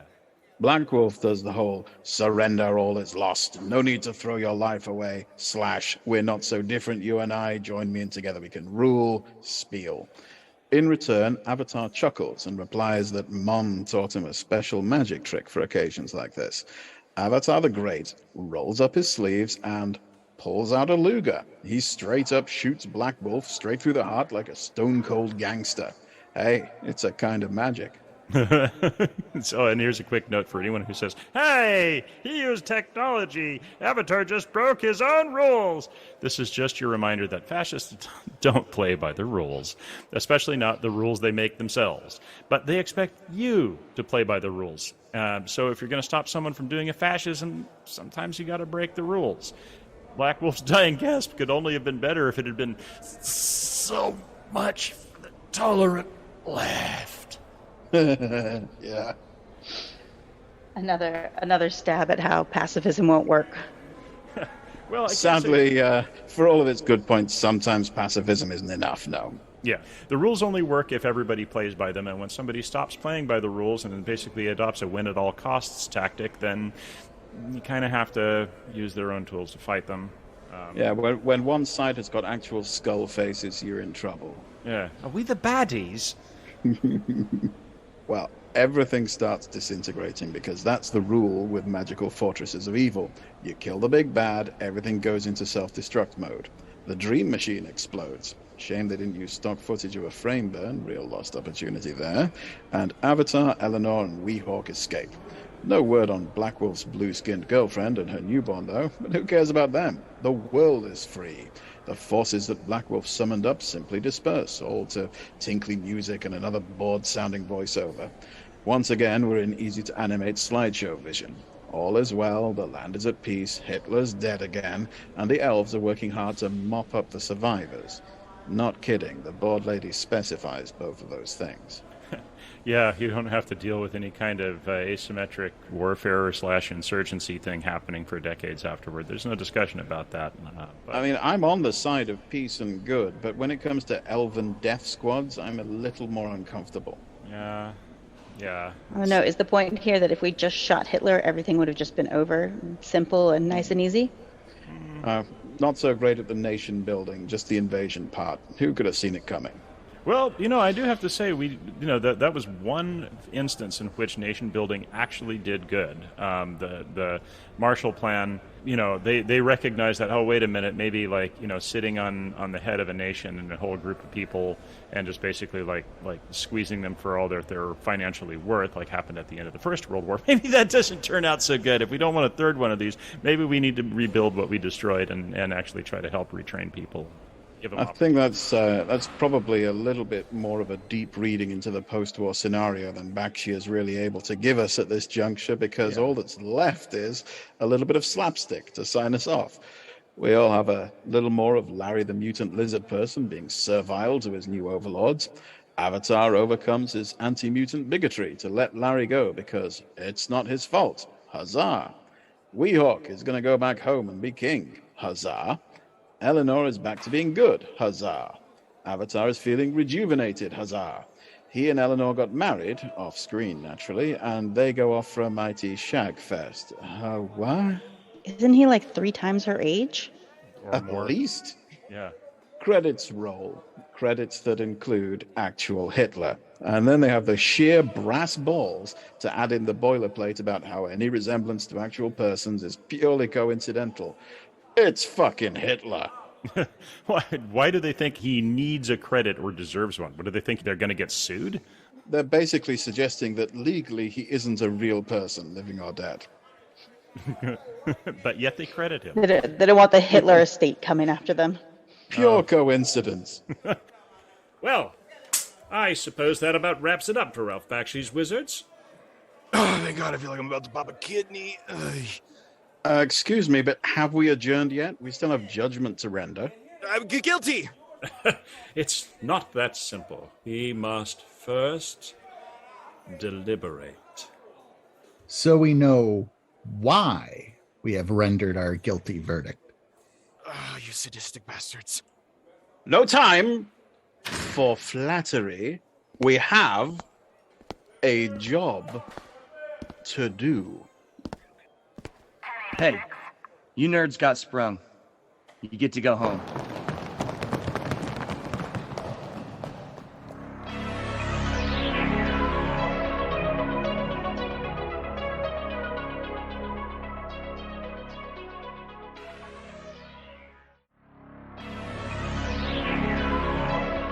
Now, sign and date here. Oh, geez, not him again. What the? Fucking guy. What? Damn it. You're not happy to see me? This is the closest I have ever come to being happy to see you, but not quite. Hope springs eternal, huh? Not even when I've got you all out of jail. Such ingratitude. What is that thing on your head? It's like a dead possum. Classic. It's a wig. You know, you don't have to wear those here. Your lawyer I'm a barrister, I'll have has you know. accepted this restraining order on your behalf. The city won't press charges so long as you stay away from the TBD shopping plaza redevelopment site. For the last time, it's the strip mall of the damned. I honestly don't care what you call it, so long as you stay away from those condemned buildings. For God's sake, They're full of black mold and asbestos. Why do you even... Wait, where's the kid? I'm here. Sorry. I had to take care of some, whoops. What'd I miss? I'll catch you up later. Anyway, you're free to go. Bus stop is half a block down. Are we not even going to discuss Brother Methuselah somehow being a lawyer? Barrister! Bollockster. I believe when Brother Methuselah first started practicing, the Roman Empire called it a juris consulti. And take that wig off. We're in the bloody bus stop, not a courtroom. I didn't even know he had a suit. I've only seen him in that moldy old bathrobe and fez. Well, we still haven't adjourned. We may as well render our judgment while we await the bus. Let us now hear deliberation from each of you. You mean judgment? Yes. Let's hear your deliberation and judgment, Zach. All right. First time I saw this movie, I was in the 5th grade. I was having a slumber party, my first slumber party, and we rented a video player, a top loader, because we didn't have our own VCR, and my parents rented some movies. So on top of the never-ending story, they got Wizards. I'd never seen Wizards, neither had any of us. We watched it, and let's just say it left an impact on all of us poor kids.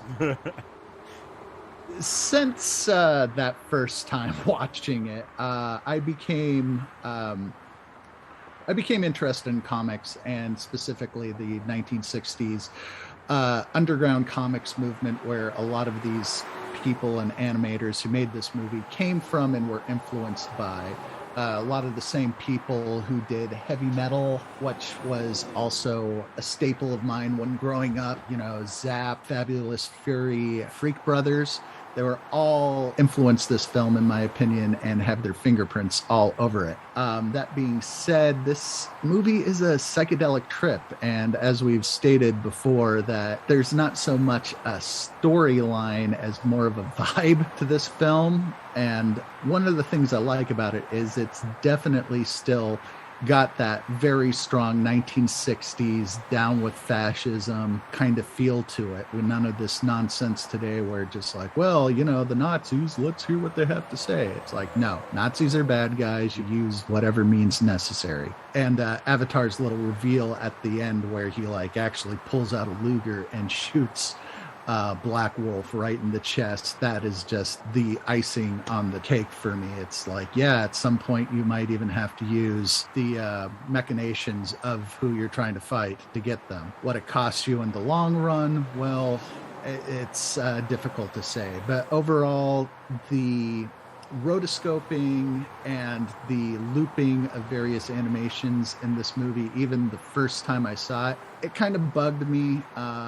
It's disjointed, it's hard to watch, but you have a few drinks or whatever, and this movie is just a trip you go on. It is definitely guilty of cinemania in the fact that it does feel a bit like an acid flashback, but not necessarily a bad one. It's worth your time if you can face the cinemania. So guilty. All right. Andy? Wow, this film. I really came into this wanting to love this film. I love stories about the distant future. I love prog rock soundtracks. I love crazy psychedelic art. And yet, watching this film, I did feel like it became something of a chore. It kept getting bogged down under the weight of what it was trying to do and failing to do the necessary heavy lifting to actually get it across. Too many times there are moments where you can see that there's a point they're trying to make, but they can't even find the point. They're just groping around helplessly. And I can't help feeling that this is a case of an animator trying to achieve more than they have the resources to really do. So much of it falls flat just because they didn't take the time to re-edit and rewrite and maybe spend a little more on animation, or they didn't have the money to do that. But then, having said that, shouldn't a man's reach always exceed his grasp? Shouldn't we always bite off just a little more than we can chew? Shouldn't we always strive for just that little bit more than we can ever hope to achieve? The answer is no. This film is guilty. It's guilty of not being what it could have been. And what it could have been is something truly special rather than a cinematic oddity that's worth watching but not nearly as important as it thinks that it is. Therefore, I judge it guilty. Well said. Andre, you look eager to say something.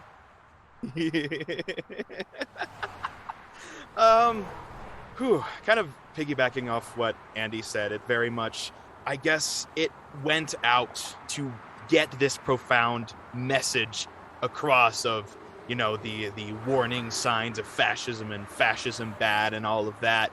But the most that really came across was just like, Nazis bad, get them, which isn't bad in of itself, but it's just like the nuance from the beginning, I guess they were trying to strive for, was pretty much entirely lost for, look at cool thing, now look at them beat the fucking living shit out of fascists, which is great, but like fascist, but elf titties. It's just true, very much so.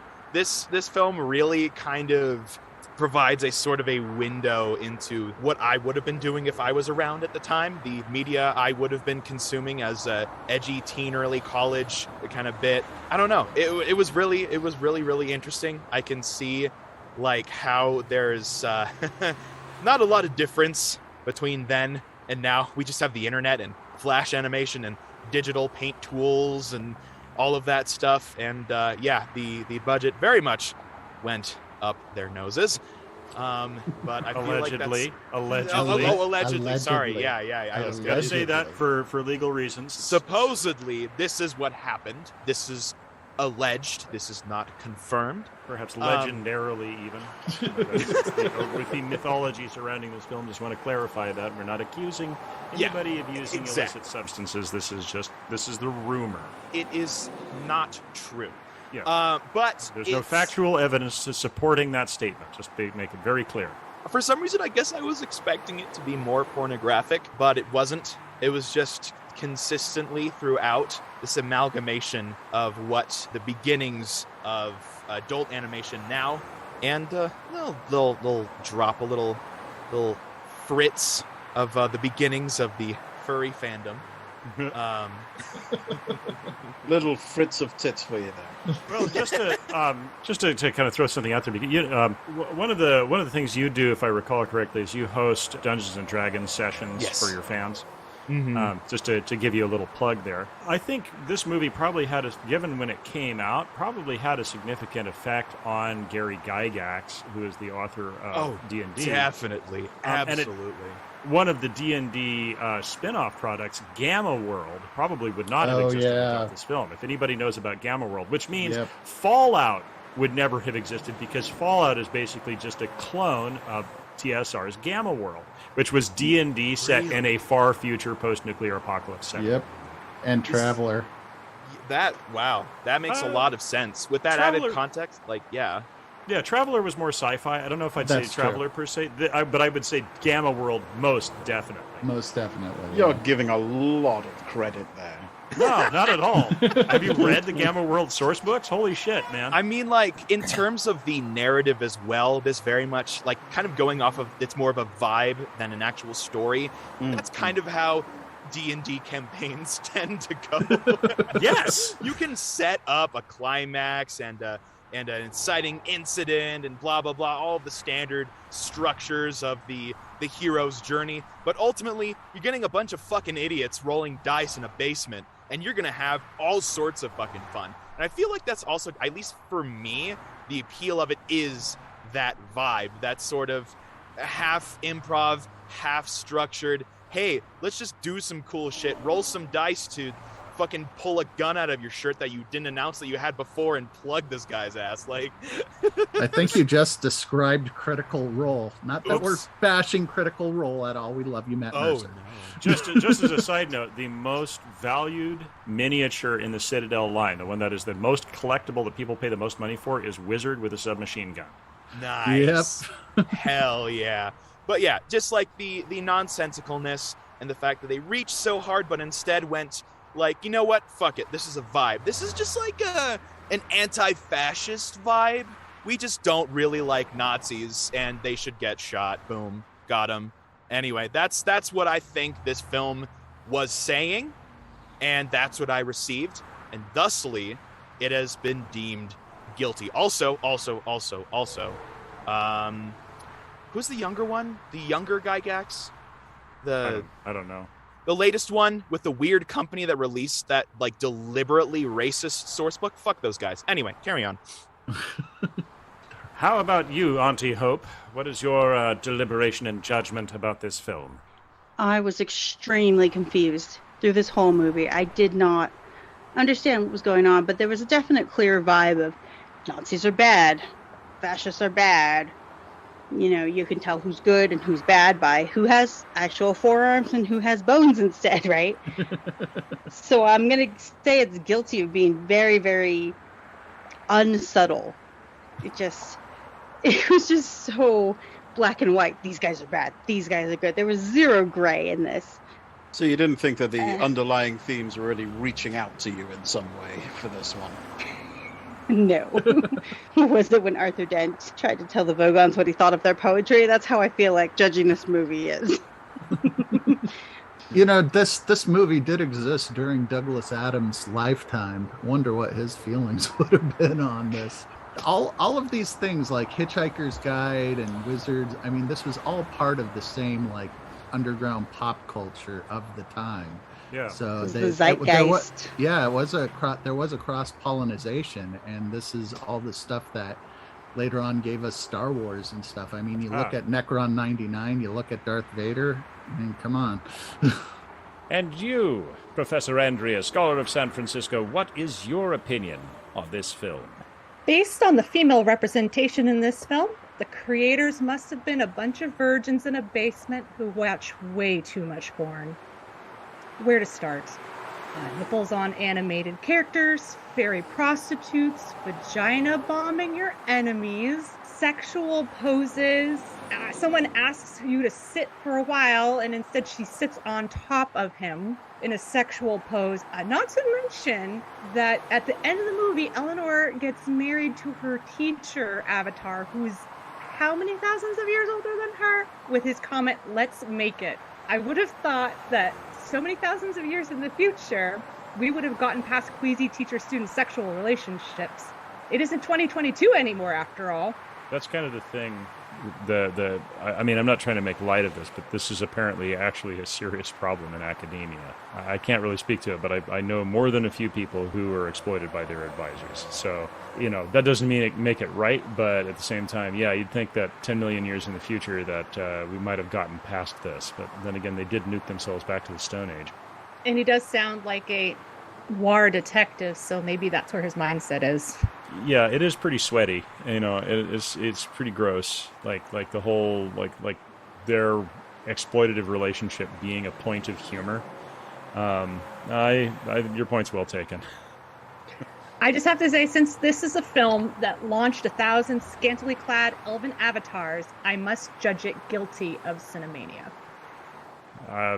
Yeah, I think so. Well said. It's about a bunch of virgins living in a basement watching entirely too much porn. Have you seen any other Ralph Bakshi movies? I haven't, actually. Well, I did watch The Hobbit, the animated version, when I was very young. I think The Hobbit and The Lord of the Rings were the only ones that weren't uncomfortably sweaty in one way or another. Like, definitely Fritz the Cat, definitely Heavy Traffic. It was an urban adult cartoon set, that was made in the early 70s. Definitely Fire and Ice, which, had basically what looked like penthouse models rotoscoped. And then you got to remember, this is also the same guy who made Cool World, where... That's the sexy version of Who Framed Roger Rabbit. Yeah, it was exactly it. It was the guy watching Who Framed Roger Rabbit and being like, what would make this movie better? If they actually fucked. Yeah, I didn't know that was the same guy. Yeah, that's the same guy, Ralph Bakshi. He certainly has a theme to his movies, doesn't he? I'm starting to get a sense of it, yes. And you, Profligator Daniel, what is your take on wizards? So, Pontifex, we have a rather unique case in front of us today, I think, personally. We have something which I have never seen before in all my sojourns. And let me tell you, I have sojourned. This, I think, is a rare, possibly unique example of biquadratic cinemania. Ooh. Yeah. I'm talking 4 levels of cinemania. That's like 4 inceptions. Cinemania, it's not squared, it's not cubed, it's to the 4th power. Yes, exactly. 4 powers. Not 3, sir, 3, but 4. Allow me to explain. But I will explain delicately for the ears of our listeners who may not be so protected from these kinds of binomial diversions. We have a film which, at its heart, is thematically a warning against cinemania. It is a screed against the dangers of cinemania that could come from exploring too deeply into technology. And how does it demonstrate this in the plot? But you see a device designed to cause cinemania used against the elves, driving them insane. Furthermore, how does it do this? But it projects films from the Nazi era, which themselves are sources of cinemania. Lastly, this film is, of course, a source of cinemania. So that is not 1, not 2, not 3, but 4 layers of cinemania. Sorry. So, I mean, I don't think we can do anything but judge it as guilty. I don't know if we can actually add to the charges and judge it guilty times 4. Is that a thing we can do if we check the rule book? I don't see any reason we couldn't. Okay, well, there you go. I put in 4 votes for guilty. Well, okay, so to be fair, I've taken the piss out of this movie, but that's only because I love it so much. I wouldn't make fun of it if I didn't love it. I wouldn't make fun of it. I have, just for full transparency, I have the Wizards poster, the one with Necron 99 on his blob horse, up on the wall at my office at work, right next to my Buckaroo Banzai poster. Individual images from this film look great. You could take a frame of this movie and blow it up into a poster and be like, yes, that's an amazing prog rock-esque 70s poster. Yeah. But when they're animating from beginning to end and you have to get a narrative out of it and you're watching it as a story, that's where it sort of the falls narrative out is just piece by piece and doesn't connect it. It's the so vibe is confusing. great. The visuals are great. And we can shit all over the animation, but at the same point, like, dude, Andy, you and I know animation is hard. Like, we have this animated thing that we've been doing, and it's very time consuming. So, like, even with all this stuff sped up using Adobe After Effects and Photoshop and the whole process being, mechanized and done, by computer, it's still very labor intensive. So, the fact that these, but at this, like, you have an independent animation studio that is funded by 20th Century Fox, but they don't have the kind of resources that Disney had. And they're doing stuff but yeah, I mean, like, there's a lot of No one has ever had the resources Disney has. To be fair, Disney's they whole have point. They've got limited resources, so Bakshi thinks, I'm going to animate an apocalyptic battle between globe-spanning armies taking place 1 million years in the future. Maybe set your sights a little bit lower towards something that you could achieve a bit better, Bakshi. Yeah, fair point. I mean, like, up to that point, the only thing you could see that looked remotely like a mass battle in animation was maybe the Night on Bald Mountain scene at the end of Fantasia. That's the only thing I can think of that might have had that same sort of look. And I mean, doing with what they had, I mean, they made some really iconic things like you were talking about, the on the poster, Necron 99 sitting on the blob horse. I mean, people have that tattooed on them, and I mean that whole imagery was and that image was sort of taken by Frank Frazetta from his Death Dealer. Yeah. That was definitely a callback to Frank Frazetta. Yeah. There's a lot. There's a lot. Like you're saying, a lot of cross pollination there. So, now, here's what you have to consider. Later on, after this, Bakshi went on to do the Lord of the Rings animated film, and he used a lot of the same kind of techniques, but they were more refined, and effectively the stuff he began here came to fruition a lot more with his Lord of the Rings. Now, how do we feel? Was it worth him going in this direction, or is this something that could have been the future of animation if it kept going and kept refining it? Well, I think it reached its pinnacle with Fire and Ice in the early '80s. That was badass. That was a great movie. So, like, say what you want. Like, you know, I think he did a thing that not a lot of people had done. I think that's up to the viewer, honestly. I'm going to say this as rotoscoping and what he was doing.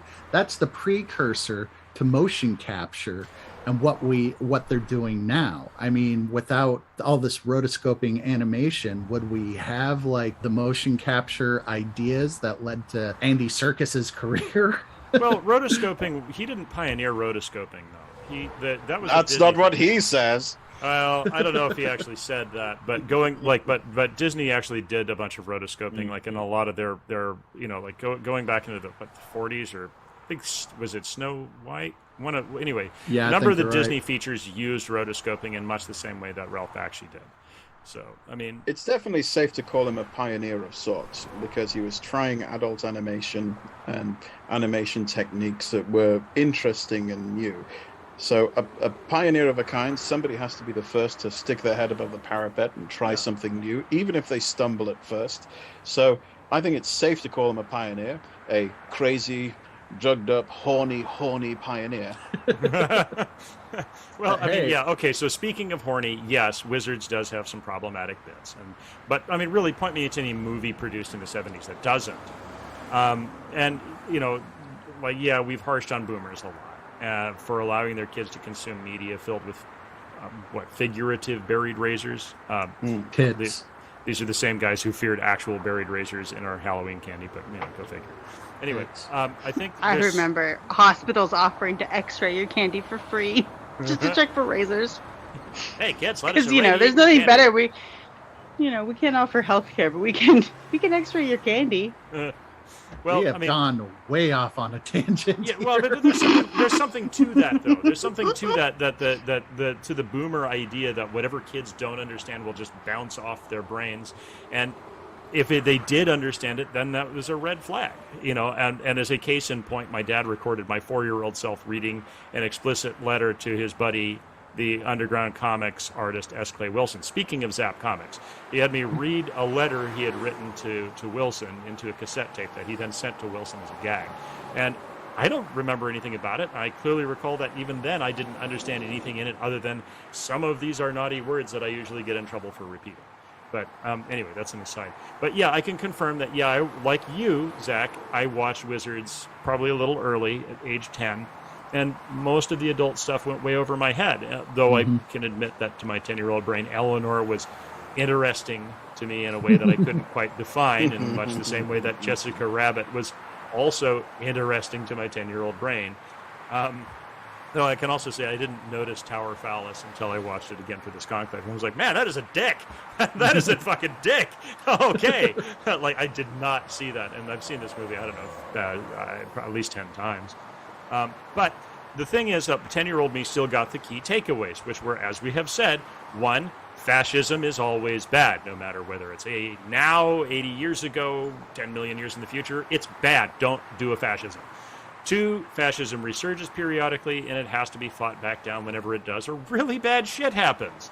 And you know, 3, that's actually very interesting that even back then he called it, you know, fascism and Hitler and all that shit will rear its head again. Well, it was rearing its head in the 70s. You know, as there was true. Anytime the economy turns bad and people start suffering, then folks want to do a fascism.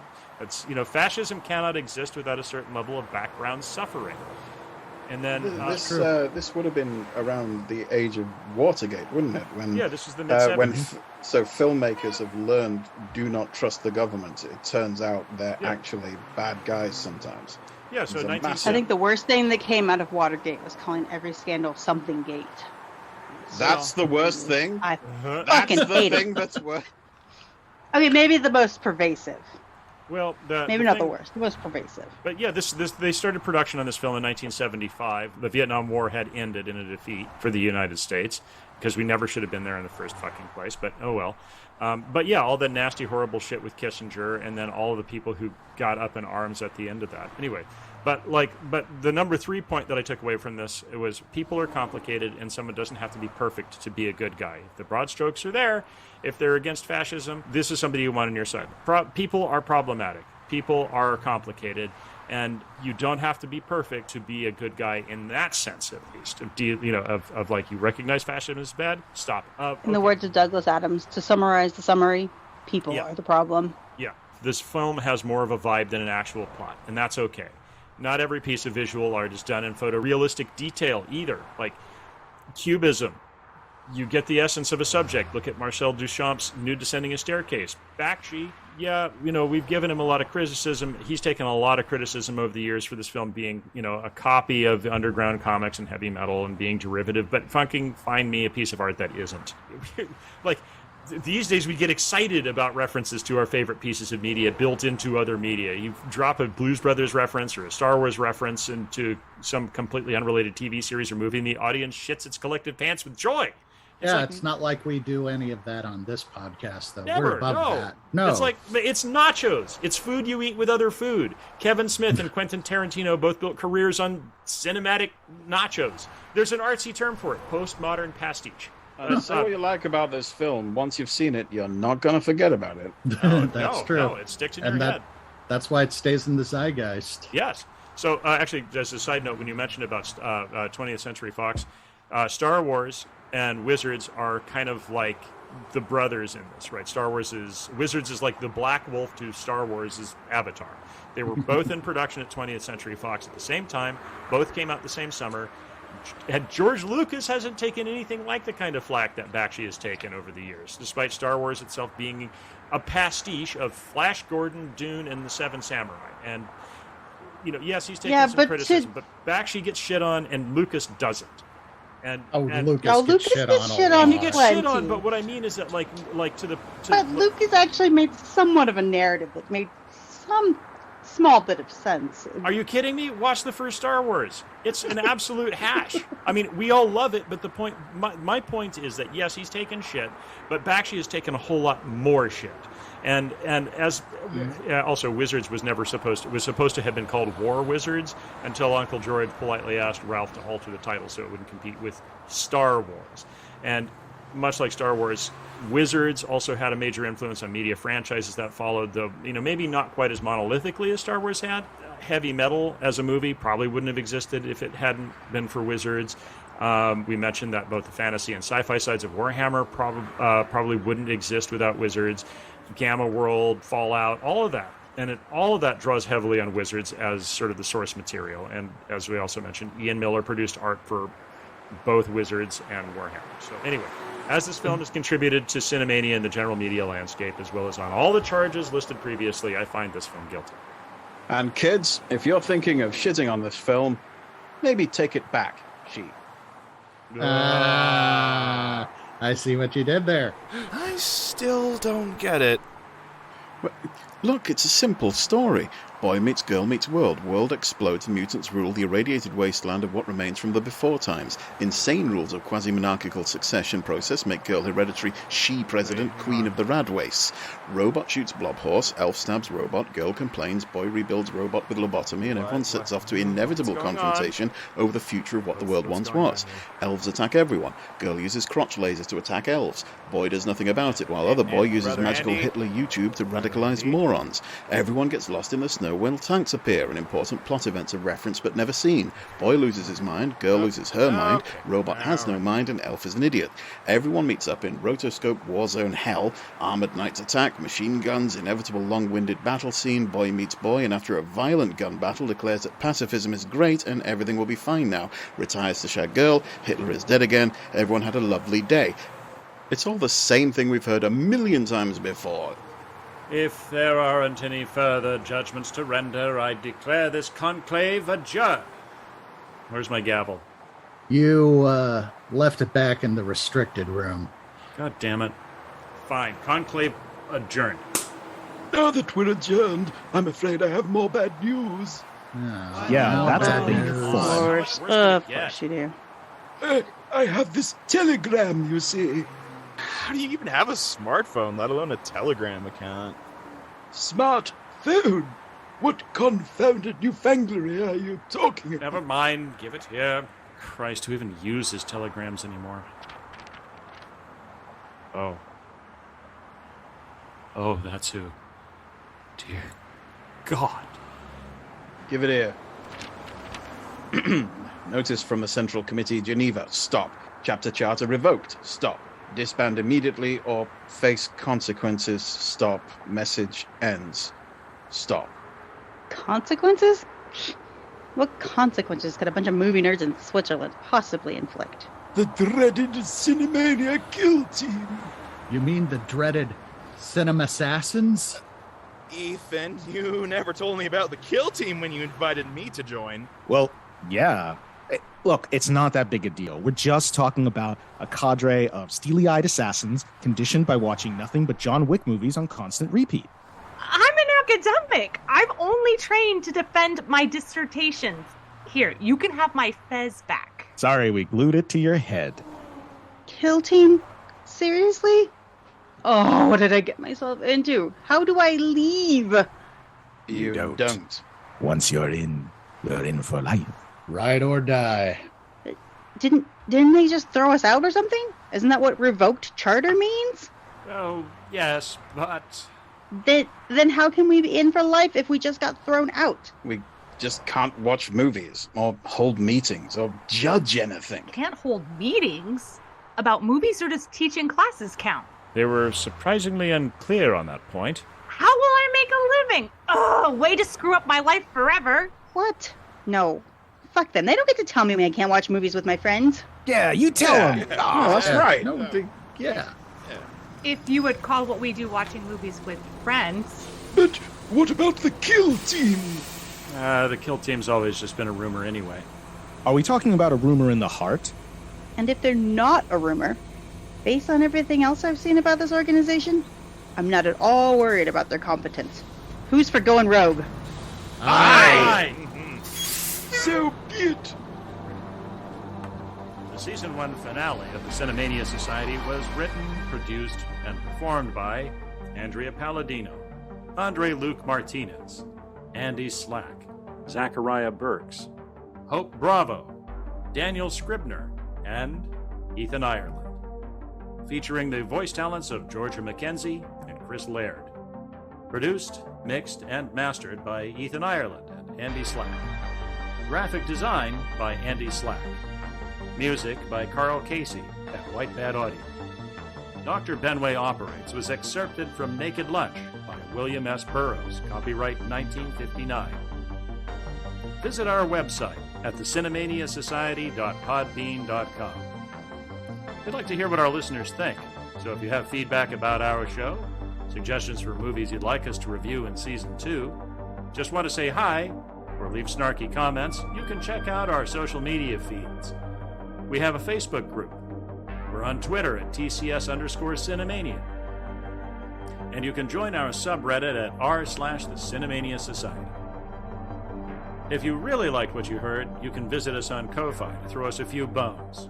We love to make fun stuff for folks, but maintaining a podcast sure isn't free. Anything and everything helps. Also, for our long-term listeners, we're sorry to have disappointed those who are holding out all year for some video content from us. We're getting there.